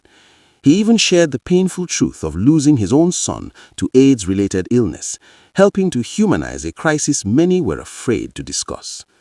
Think about the courage in that. A global icon admitting personal pain so others might feel less alone. That was Mandela's style, turning personal struggle into public healing. But Mandela did not disappear. He simply changed roles. He became in many ways the world's elder statesman, a moral voice, a reminder of what forgiveness and resilience look like in real life. He traveled less, spoke carefully, and chose his causes with intention. When he did speak, people listened, because his words were never wasted. One of the causes closest to his heart in later years was the fight against HIV/AIDS. At a time when stigma and silence surrounded the disease in Africa, Mandela used his influence to encourage openness, education, and compassion. He even shared the painful truth of losing his own son to AIDS-related illness, helping to humanize a crisis many were afraid to discuss. Think about the courage in that. A global icon admitting personal pain so others might feel less alone. That was Mandela's style, turning personal struggle into public healing. But Mandela did not disappear. He simply changed roles. He became in many ways the world's elder statesman, a moral voice, a reminder of what forgiveness and resilience look like in real life. He traveled less, spoke carefully, and chose his causes with intention. When he did speak, people listened, because his words were never wasted. One of the causes closest to his heart in later years was the fight against HIV/AIDS. At a time when stigma and silence surrounded the disease in Africa, Mandela used his influence to encourage openness, education, and compassion. He even shared the painful truth of losing his own son to AIDS-related illness, helping to humanize a crisis many were afraid to discuss. Think about the courage in that. A global icon admitting personal pain so others might feel less alone. That was Mandela's style, turning personal struggle into public healing. He also focused on children and education. He often said that education is the most powerful weapon you can use to change the world. For a boy who once listened to stories by firelight in a small village, education had indeed changed everything. He wanted that chance for every child, not just the privileged. Yet Mandela never claimed perfection. He openly acknowledged mistakes. He knew he had been absent from his family for long periods. He knew the struggle had costs beyond politics. This honesty made him more human, not less heroic. People could see themselves in his imperfections. Globally, his name became synonymous with peace and reconciliation. Streets, schools, and foundations were named after him. His birthday, July 18, became known as Mandela Day, where people are encouraged to spend 67 minutes helping others, 1 minute for each year he dedicated to public service. It was a beautiful idea. Turn admiration into action. But here is something powerful to reflect on. Mandela never wanted to be put on a pedestal so high that people felt they could never reach it. He often reminded others that he was an ordinary person who became extraordinary through circumstances and choices. He believed that anyone in their own way could stand up for justice. As he aged, he appeared less in public. The world understood he had given much, more than most. When he smiled in his later years, it was softer, quieter, but still warm.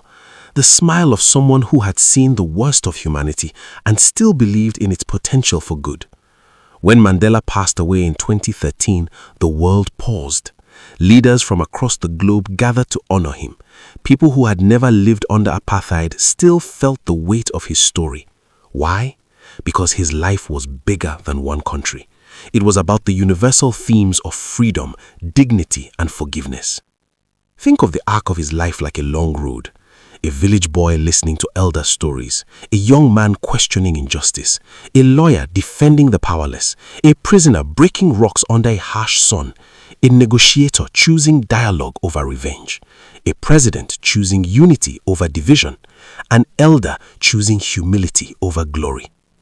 Few lives contain so many chapters that feel almost symbolic, yet Mandela lived them, step by step, choice by choice. One of the most remarkable parts of his legacy is this: he showed that forgiveness is not weakness, it is strength under control. After decades of imprisonment, he could have emerged angry, seeking revenge. Many would have understood, but he chose reconciliation, not because the past did not hurt, but because the future mattered more. That choice helped South Africa avoid what many feared could become a racial civil war. It did not solve every problem. No leader can fix everything. South Africa still faces challenges today: inequality, poverty, political tensions. Mandela never promised a perfect nation. He promised a democratic one, where change could happen through people's voices. And perhaps that is an important lesson. Great leaders do not create heaven on earth. They create the conditions for progress. If Mandela were telling his own story, he might not focus on the grand moments. He might talk about discipline, about listening, about treating others with respect, even opponents, about staying committed to principles when it's easier to give up. There is also something poetic about his Xhosa name, Rolihlahla, troublemaker. Not trouble for the sake of chaos, but trouble for injustice. The kind of trouble that shakes unfair systems. The kind of trouble that moves history forward. And now think about the viewer listening to this story, maybe sitting with headphones on, maybe watching late at night, maybe wondering if one life can truly matter. Mandela's story answers quietly: yes, one life can matter. But it's not magic. It's built on choices, on persistence, on standing up again after setbacks, on believing that dignity is worth fighting for. His journey invites a question for each generation. What will you stand for? What kind of trouble will you be willing to make for what is right? Because history doesn't only belong to famous names. It belongs to those who act when it matters. Mandela's long walk to freedom was never just about him walking out of prison. It was about a nation walking out of oppression. It was about a world being reminded that justice, though slow, can move forward when people refuse to give up. And maybe the most captivating part of his story is that it doesn't really end. His legacy lives in classrooms, in protests for fairness, in conversations about reconciliation, in young leaders who choose dialogue over division. The fire that began in a small village did not burn out. It spread into a light that still guides. So, if this story leaves you with anything, let it be this: Courage is contagious, hope is teachable, and forgiveness can be revolutionary. The boy who listened to stories by firelight became a story told by the world. And somewhere right now, another child is listening to his story and quietly deciding to change their own world. Ogidi was the kind of town where mornings arrived with the smell of wood smoke and the sound of roosters that never seemed to agree on the time. Red earth stuck to your feet, and everyone knew everyone's story, sometimes before you even told it. This was eastern Nigeria in 1930, a place balancing carefully between old ways and new influences. It was here that a child was born into the Achebe family, a child given the name Chinua Mogu, may God fight for me.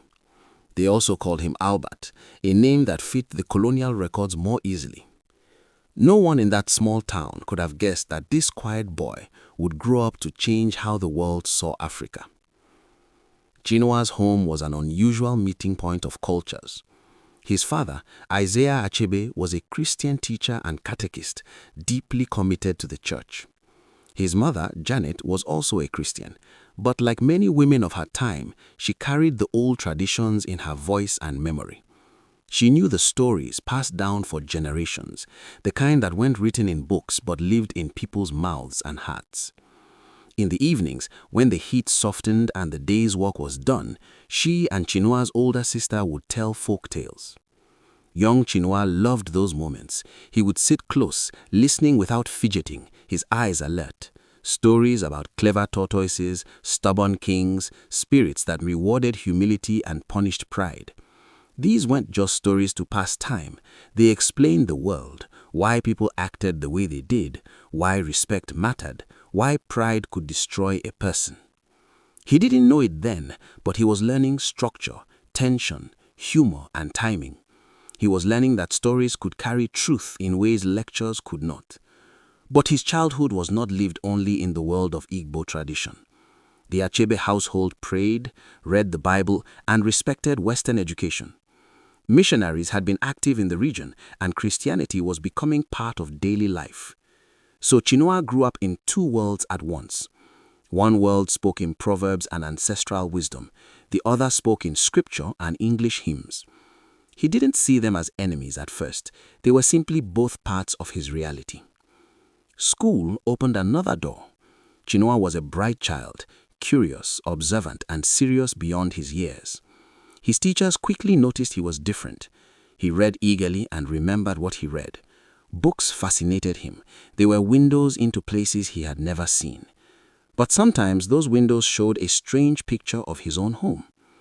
In some of the British books he read, Africa was described as dark, wild, and uncivilized. The people sounded simple, almost childlike. These descriptions didn't match the people he knew. His thoughtful father, his wise mother, the dignified elders in his town. The mismatch sat quietly in his mind. He didn't yet argue with it, but he noticed, and that noticing would matter later. As he grew older, Chinua earned a place at Government College Umuahia, a highly respected school. Getting in was not easy.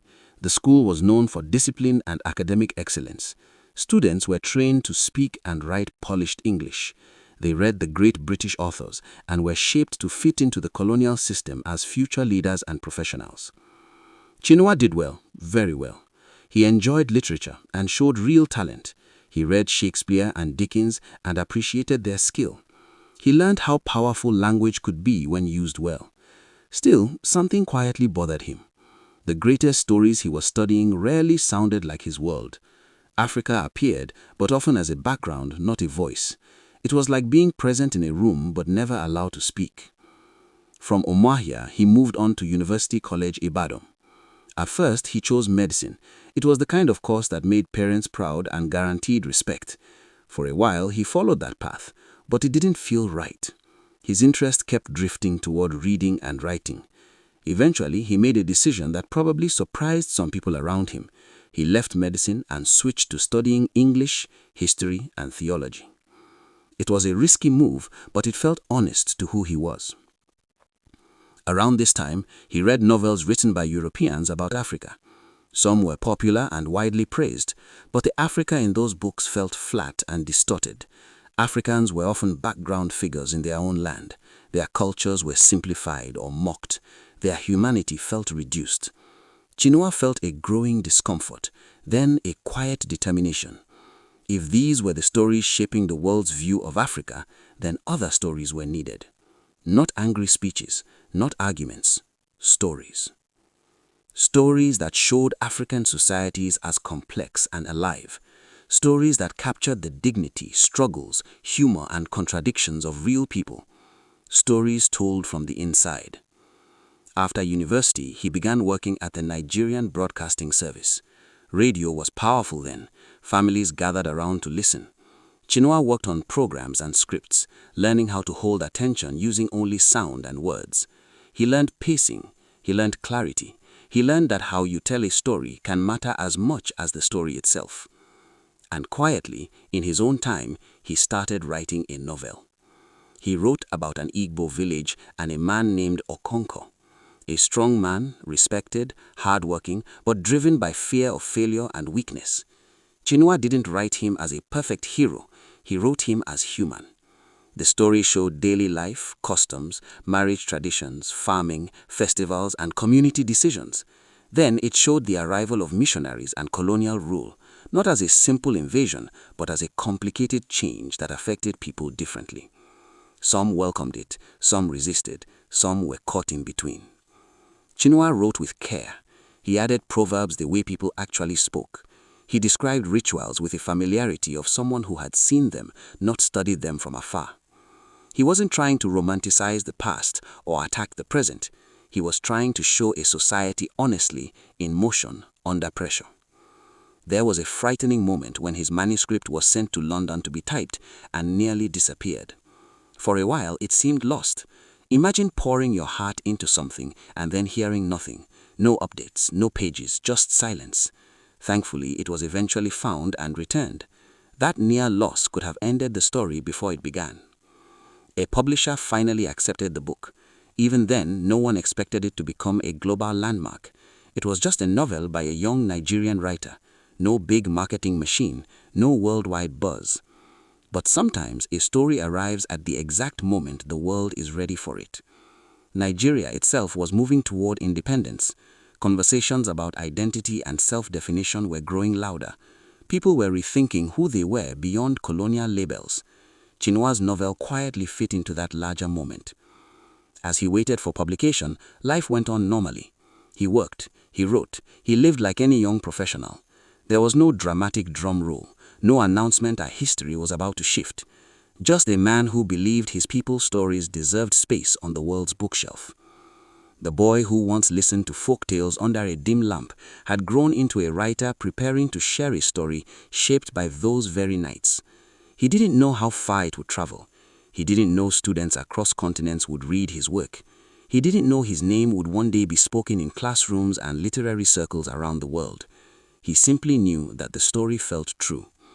And right at that moment, just before the book steps into the world, just before readers begin turning its pages, we pause. Because the next part of Chinua Achebe's life is where everything changes. And that change begins with a book that would soon be called Things Fall Apart. The manuscript left his hands quietly, without ceremony. No crowd, no celebration. Just pages, typed, corrected, retyped, carrying years of memory and observation. For Chinua Achebe, it felt less like sending off a book and more like releasing a piece of his own history into an uncertain world. At the time, he was still working at the Nigerian Broadcasting Service, going about his duties, editing scripts, planning programs, listening to voices flow in and out of the studio. Radio taught him patience. It taught him that the listener must be drawn in gently, but held firmly. You don't shout to keep attention, you guide it. That same principle lived in his writing. But now, there was a quiet tension in the background of his life. His novel was on its way to a publisher in London. Back then, African writers often depended on foreign publishers to be seen internationally. The irony wasn't lost on him. African stories traveling abroad first before being recognized at home. Still, he understood the system he was working within. If the door existed there, he would walk through it. For weeks, then months, there was uncertainty. At one point, the manuscript nearly vanished in the typing process overseas. Imagine that feeling, the fear that your story, your effort, your voice might simply disappear in a pile of papers on someone's desk. For a moment, it seemed possible. But the manuscript resurfaced. It survived its first test. When the novel was finally accepted by the publishing company Heinemann, the reaction was calm, almost modest. No one predicted a literary earthquake. It was just another book in a catalogue, just another author from a colonized region. No one knew yet that this story would redraw the map of African literature. The book was titled Things Fall Apart, a simple, haunting phrase. It hinted at collapse, at change, at something once stable beginning to shake. The title alone carried weight, but inside the pages was something even heavier, an African society shown from the inside with its laws, poetry, humor, and flaws fully visible. When the book reached readers, something unusual happened. People paid attention, real attention. African readers saw something they rarely found in published literature at the time, themselves. Not as side characters, not as stereotypes, but as full human beings. Their traditions were not mocked or simplified. Their conflicts were not reduced to childish misunderstandings. They were presented with dignity and honesty. International readers, many for the first time, encountered an African village not as a dark or savage place, but as a functioning society with rules, debates, spirituality, and social order.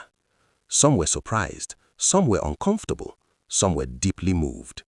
The character of Okonkwo, fierce, proud, hardworking, and tragically rigid, felt real. He was not a symbol, he was a person. Readers could understand him even when they disagreed with him. That complexity was new to many portrayals of Africa in global literature. Word began to spread. Reviews appeared. Classrooms started assigning the novel. Discussions grew. The book traveled farther than its author expected. It crossed oceans. It entered universities. It found its way into the hands of people who had never set foot in an Igbo community, but suddenly felt they could see one. For Achebe, the success was meaningful, but it didn't turn him into a loud celebrator. He remained thoughtful, grounded. He once suggested that the role of a writer, especially in a society coming out of colonial rule, was not just to entertain, but to help a people regain belief in themselves. Not through propaganda, but through truthful storytelling. He didn't write to say the past was perfect. In fact, Things Fall Apart shows internal problems within the society too. Strict traditions, gender roles, harsh judgments. But he refused to present Africa as empty before colonization. His message was clear without being shouted. There was life, structure, and philosophy here long before outsiders arrived. When the book's reputation grew, so did his responsibilities. He became a figure people looked to whether he asked for it or not. Young African writers saw a path opening. If one person could tell their story and be heard globally, maybe others could too. And he welcomed that idea. He encouraged new voices. He believed literature was not a solo performance, but a chorus. The more voices, the richer the song. Meanwhile, his own life was changing. Invitations came, conversations expanded. His work in broadcasting continued, but writing was becoming the center of his identity. He was no longer just a promising writer. He was becoming a reference point. Still, he moved carefully. Fame can be loud, but he was not. He preferred thoughtfulness over noise. Those who met him often noticed how measured he was in speech.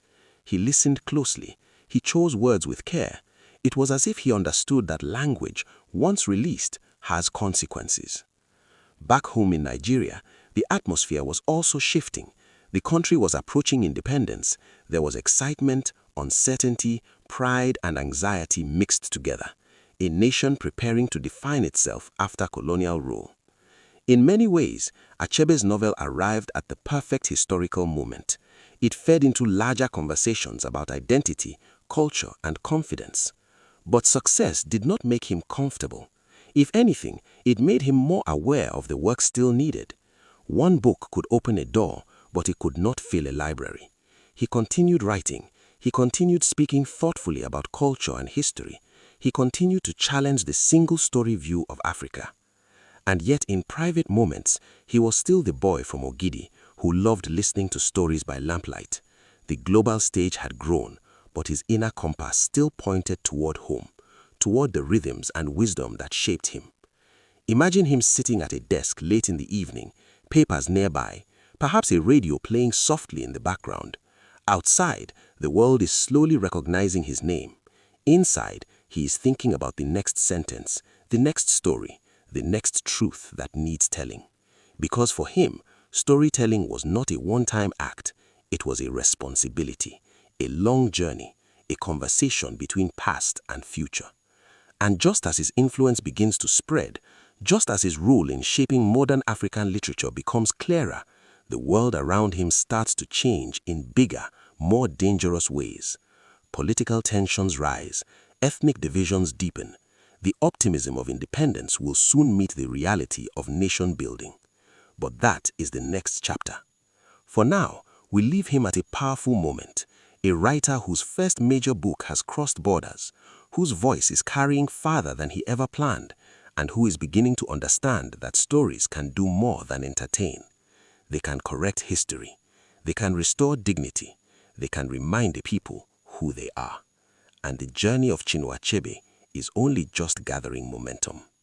Independence arrived like sunrise, beautiful, hopeful, and a little blinding. Nigeria in the early 1960s felt like a country standing tall after a long night. Flags waved, speeches echoed. People spoke about the future with shining eyes. There was a sense that history had turned a corner and a new chapter had begun. For many Nigerians, it felt personal, like dignity restored. For Chinua, it was both inspiring and sobering. He had already seen how stories shaped perception. Now he was watching a nation try to shape itself. His days were busy, writing, speaking, working in broadcasting, attending literary gatherings. His first novel had opened doors, but it had also placed him in a quiet spotlight. People expected wisdom from him, insight, direction. He never claimed to be a political leader, but he understood that writers in young nations often become moral observers whether they ask for it or not. He traveled more, meeting other African thinkers and writers who were also wrestling with big questions. How do you reclaim identity after colonial rule? How do you modernize without erasing yourself? How do you unite people who were grouped together by colonial borders but carry different languages and histories? These were not simple questions with neat answers. They were lived questions, felt in daily life, argued in newspapers, whispered in homes. Chinua kept listening. That was one of his quiet strengths.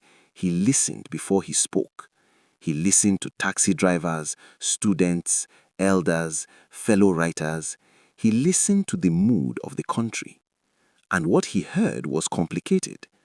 Pride was there, yes, but so were tension and rivalry. Ethnic loyalties sometimes pulled harder than national unity. Political competition was heating up. Promises were being made faster than they could be kept. He began to see that independence was not the end of struggle, it was the beginning of responsibility. His writing continued, not rushed, not careless. He believed stories should grow at their own pace. He wrote about change, about the friction between old values and new realities.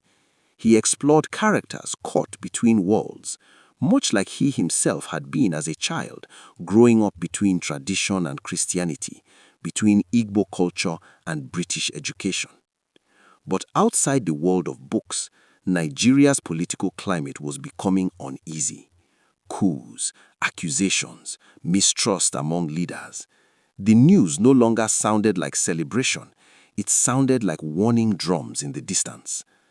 Ordinary people still went to markets, still laughed at weddings, still argued over small matters. But beneath daily life, something heavy was forming. Chinua felt it. Many did. Then came the late 1960s, and the tension broke. The Nigerian Civil War began. It was not a distant conflict you read about in the papers. It was close, painful, personal. Communities were divided. Fear traveled quickly. Rumors moved faster than facts. Families worried about safety, about tomorrow, about survival. For Chinua, this period was deeply emotional. His homeland was in the eastern region, the area that would become Biafra during the war. Suddenly, questions of identity were not abstract anymore. They were urgent. They were about people he knew, places he loved. He did not pick up a weapon. His tool remained words, but words can carry weight. He became involved in diplomatic efforts for Biafra, traveling to speak internationally about the humanitarian crisis. He spoke not like a politician chasing power, but like a witness pleading for human lives. He talked about suffering civilians, about children, about the cost of war that statistics can never fully show. Those who met him during this time often noticed the sadness in his tone. War has a way of aging the eyes. He had believed in Nigeria's promise, and now he was watching it struggle violently with itself. It was heartbreaking, not just politically, but personally. Yet even then, he did not turn to hate-filled language. He remained thoughtful. He criticized leadership failures. He questioned systems, but he did not dehumanize ordinary people on any side. That restraint mattered. It showed the difference between a thinker and a propagandist. The war years were hard. Resources were scarce.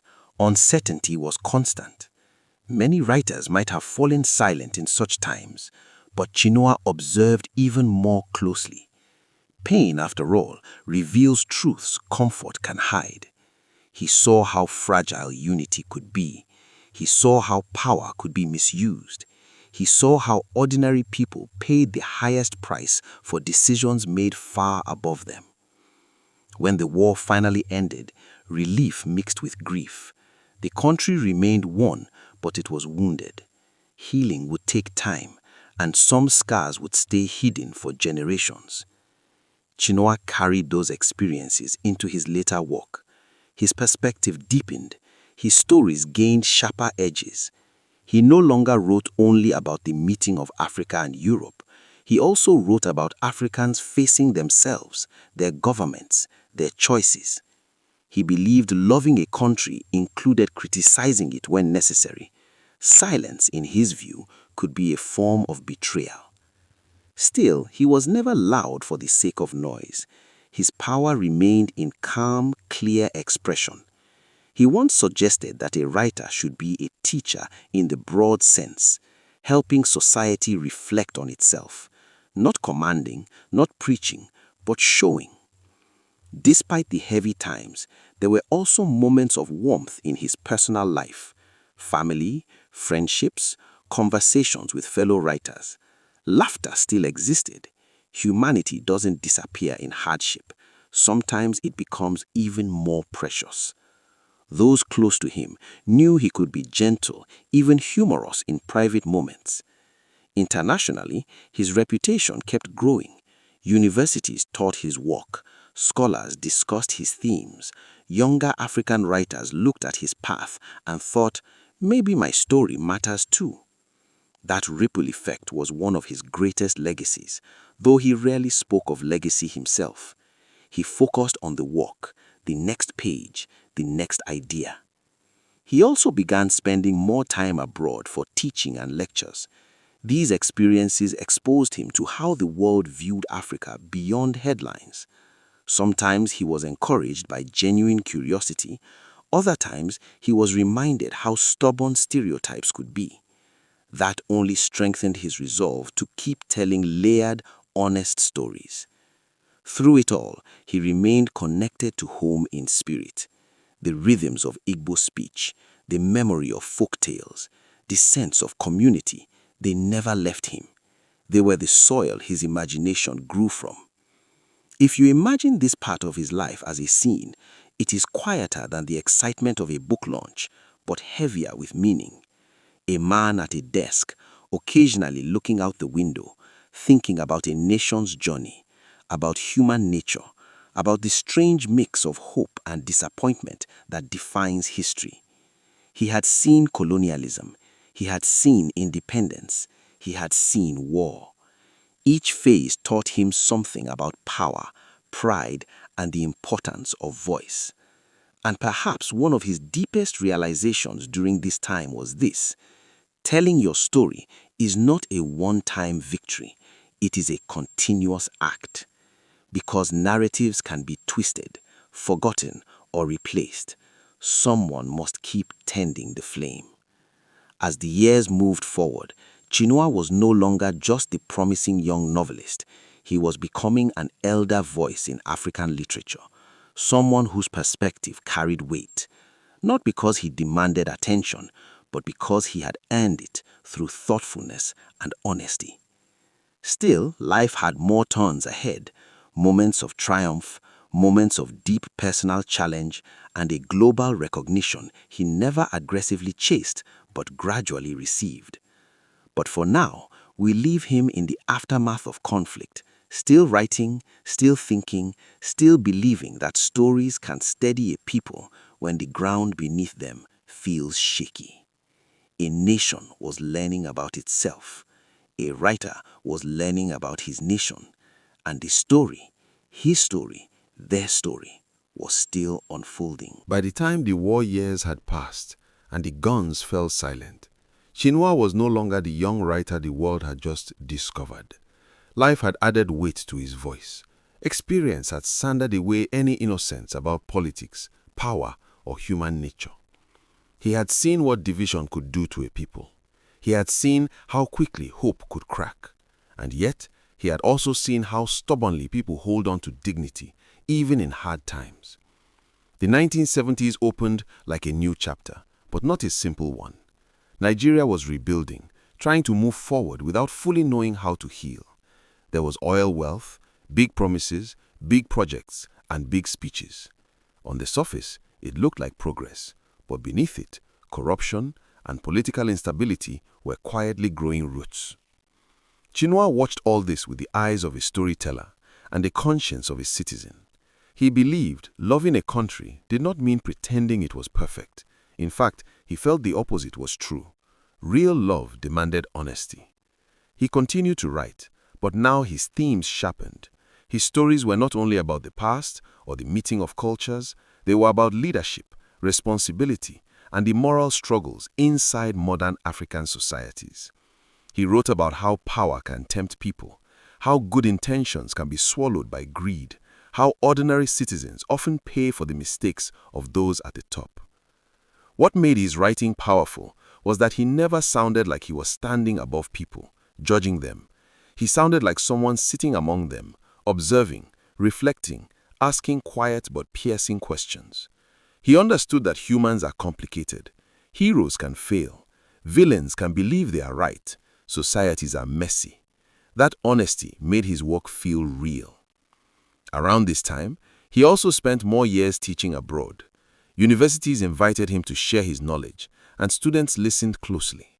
Many of them were encountering African literature seriously for the first time.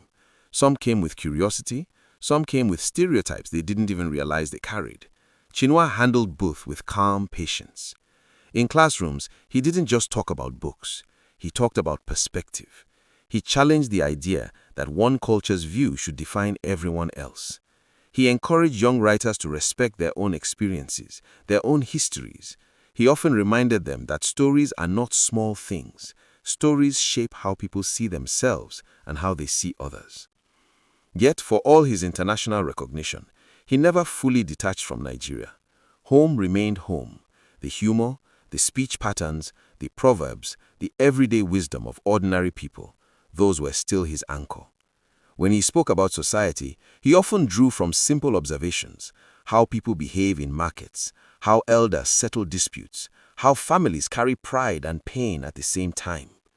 Then, in 1990, life took a sudden, personal turn. A car accident left him paralyzed from the waist down. It was the kind of event that can break a person's spirit if they let it. In a moment, his physical freedom changed.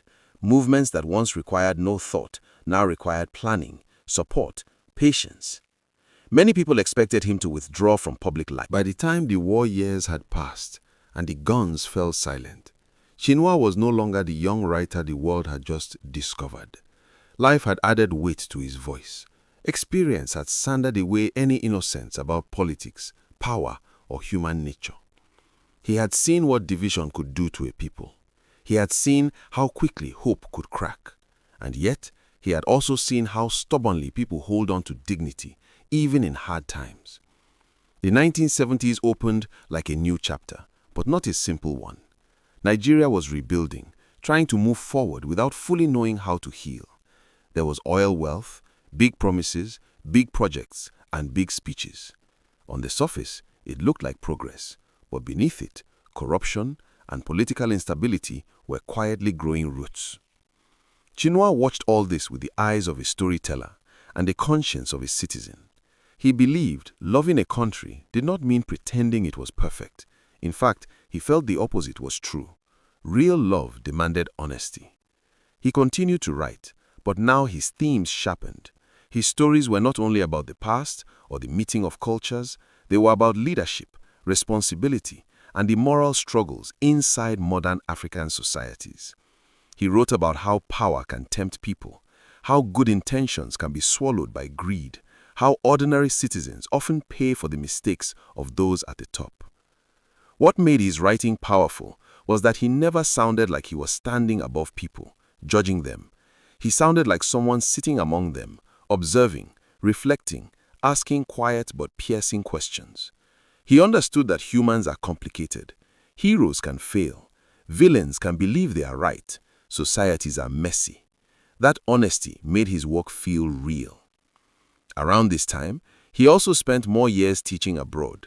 Universities invited him to share his knowledge, and students listened closely. Many of them were encountering African literature seriously for the first time. Some came with curiosity, some came with stereotypes they didn't even realize they carried. Chinua handled both with calm patience. In classrooms, he didn't just talk about books. He talked about perspective. He challenged the idea that one culture's view should define everyone else. He encouraged young writers to respect their own experiences, their own histories. He often reminded them that stories are not small things. Stories shape how people see themselves and how they see others. Yet, for all his international recognition, he never fully detached from Nigeria. Home remained home. The humor, the speech patterns, the proverbs, the everyday wisdom of ordinary people, those were still his anchor. When he spoke about society, he often drew from simple observations: how people behave in markets, how elders settle disputes, how families carry pride and pain at the same time. Then, in 1990, life took a sudden, personal turn. A car accident left him paralyzed from the waist down. It was the kind of event that can break a person's spirit if they let it. In a moment, his physical freedom changed. Movements that once required no thought now required planning, support, patience. Many people expected him to withdraw from public life. Some assumed his voice would grow quieter. But Chinua's strength was not in his legs. It was in his mind and his resolve. Recovery was not easy. There were hospital rooms, long days, adjustments, frustrations. Anyone who has faced a life-altering injury knows that it is not just the body that must adapt. It is the heart, the identity, the daily rhythm of living. There are moments of private grief that the public never sees. Still, he continued teaching and writing. He relocated for a time to continue his academic work, showing that limitation did not mean the end of contribution. If anything, the experience added another layer to his understanding of resilience. He knew now, in a deeply personal way, how fragile life could be. And perhaps that awareness made his reflections even more thoughtful. He spoke less, but when he did, people listened carefully. His words carried the weight of someone who had lived through history, not just read about it. As the years moved on, his status as a literary elder grew. Younger generations of African writers saw him as a pathfinder, not because he claimed to lead, but because he had walked ahead and cleared some of the thorns. He proved that African stories could stand on the world stage without apology. But he never encouraged blind praise. He believed every generation should question, should push further, should tell its own truths rather than copy his. He didn't want followers, he wanted thinkers. Nigeria itself continued to wrestle with governance issues, military rule, transitions, democratic experiments. Chinua did not stay silent about national matters. He wrote essays and gave interviews that were thoughtful but firm. He criticized corruption and poor leadership openly, not with insults, but with clarity. He believed intellectuals had a duty to speak when things were going wrong. Some people agreed with him, some didn't, but few doubted his sincerity. He had nothing to gain personally from criticism. His reputation was already secure. That made his voice harder to dismiss. It came from concern, not ambition. Through all this, he remained surprisingly humble in personal interactions. Those who met him often spoke of his calm presence. He was not a man who filled rooms with loud energy. He filled them with quiet gravity, the kind that makes people lean in to hear you. He still loved conversation. He still valued a good proverb. He still believed that wisdom could live in simple language. Fame had not turned him into a distant figure. It had simply widened the circle of people listening to him. If you imagine this stage of his life as a scene in a film, it is not fast-paced. It is reflective. A respected elder at a desk, books nearby, perhaps students around, perhaps a window open to distant sounds. A man thinking about where his country had been and where it might go. A man aware that time moves quickly, that generations change, that stories outlive their tellers. He had written works that would travel long after him. He had challenged narratives that once dominated the world. He had helped return a sense of literary ownership to a continent too often spoken for by others. But he did not act like someone tallying achievements. He acted like someone still observing life, still learning. And as the world entered a new century, with globalization, the internet, faster communication, his earlier message about owning one's story became even more relevant. Narratives were moving faster now. Misunderstandings could spread quickly, but so could truth if someone was willing to tell it carefully. Chinua remained that careful teller. We leave him here in this part of the journey not as a struggling young writer or a fiery public figure, but as a steady flame, a man whose life had seen triumph and trial, whose body had been tested, whose mind remained sharp, and whose belief in the power of stories had never faded. Because the final chapter of his life would not be about fame or awards. It would be about legacy, reflection, and the quiet question every great storyteller eventually faces. When the voice grows still, what echoes remain? That answer. In the later years of his life, the pace around Chinua slowed, but his mind never really did.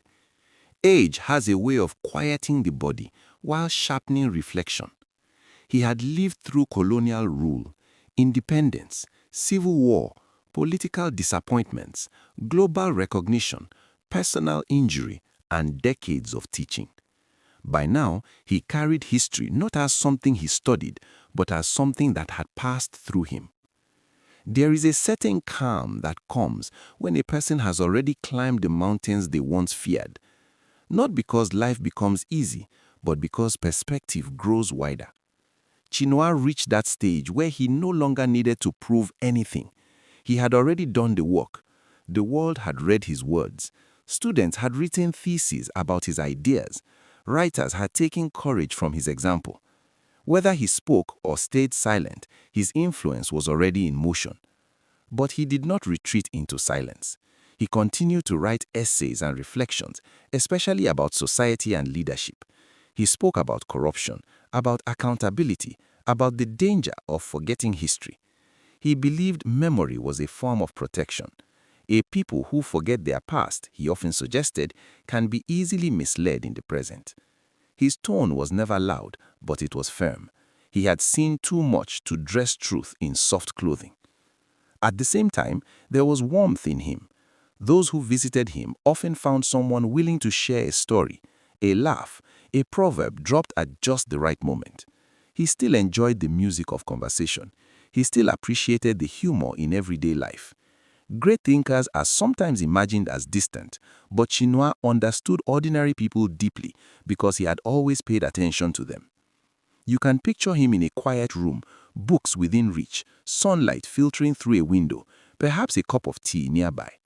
Visitors come and go, students, scholars, admirers, journalists.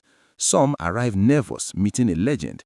He often dissolved that tension quickly with simple kindness. He knew fame was a strange thing, useful but not something to live inside. As years passed, his works continued traveling where he physically could not. His stories were being read by teenagers in cities he had never visited, by scholars analyzing themes he had written from instinct and lived experience. Some readers discovered him through classrooms, others found him by chance in libraries. Many felt the same surprise. This story feels real. This voice feels grounded. And that was always his strength. He did not write to impress, he wrote to tell the truth as he saw it. There were honors, of course, awards, recognitions, invitations, but what seemed to matter more to him was the growth of African literature itself. New writers were emerging from across the continent, telling stories in bold and modern ways. Some wrote about migration, some about city life, some about identity in a globalized world. The themes evolved, but the root idea that African stories deserve to be told by Africans had taken firm hold. In many ways, he had helped water that seed. He also remained thoughtful about how Africa was seen globally. Progress had been made, but stereotypes had not completely disappeared. He reminded people that no place is one story. No nation is a single narrative.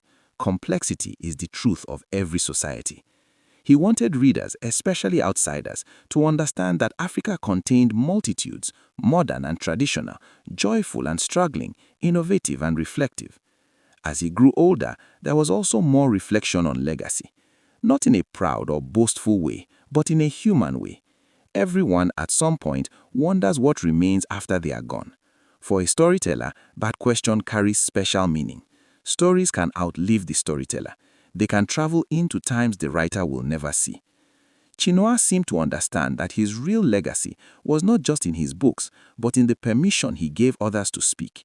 He had helped open a door, others walked through it and built entire rooms beyond it. That is how cultural movements grow, not from one voice, but from many voices gaining confidence. In quieter moments, he sometimes looked back on how it all started, a boy in Ogidi listening to folk tales. The simplicity of that beginning is almost poetic. No grand plan, no prophecy, just a child paying attention to stories. It is a reminder that influence often begins in small, ordinary places. As the world entered the 21st century, everything sped up. Technology, communication, media. Stories were now told in tweets, videos, films, and digital books. Yet his works still held their ground. They were still assigned, still quoted, still discussed. That kind of staying power does not come from trend, it comes from truth. When he spoke in his later years, people listened carefully because his words were measured. He did not chase every debate, he chose his moments. And when he addressed issues about governance or society, it came from long observation, not impulse. He had earned the right to speak slowly and still be heard loudly. Then, in 2013, news spread that he had passed on. For many, it felt like more than the loss of a writer. It felt like the closing of a chapter in African intellectual history. Tributes came from across the world, writers, leaders, students, readers. People spoke about how his work changed their thinking, how it made them see Africa differently, how it made them see themselves differently. But if you imagine his story as a voiceover, it does not end in sadness, it ends in continuation. Because somewhere, a young reader opens one of his books for the first time. Somewhere, a student underlines a sentence that feels personal. Somewhere, a writer gathers courage to tell a story that feels risky but necessary. Somewhere, a conversation about culture and identity begins because one of his ideas sparked it. That is how storytellers live on. Not as statues, not as names on buildings, but as echoes in other people's voices. And maybe the most fitting image to end with is the simplest one. A child sitting near an elder, listening to a story. The elder speaks, the child listens, and something invisible is passed along. Memory, wisdom, Curiosity. That chain never really breaks, it just changes hands. Chinua once stood on the listening side, then he stood on the telling side, and now countless others carry the telling forward. So the final note is not an ending, but a handover. The story continues, the voices multiply, the fire stays lit. And somewhere, if you listen closely, you can still hear the calm, steady reminder behind it all. Tell your story. Tell it honestly, and tell it in your own voice.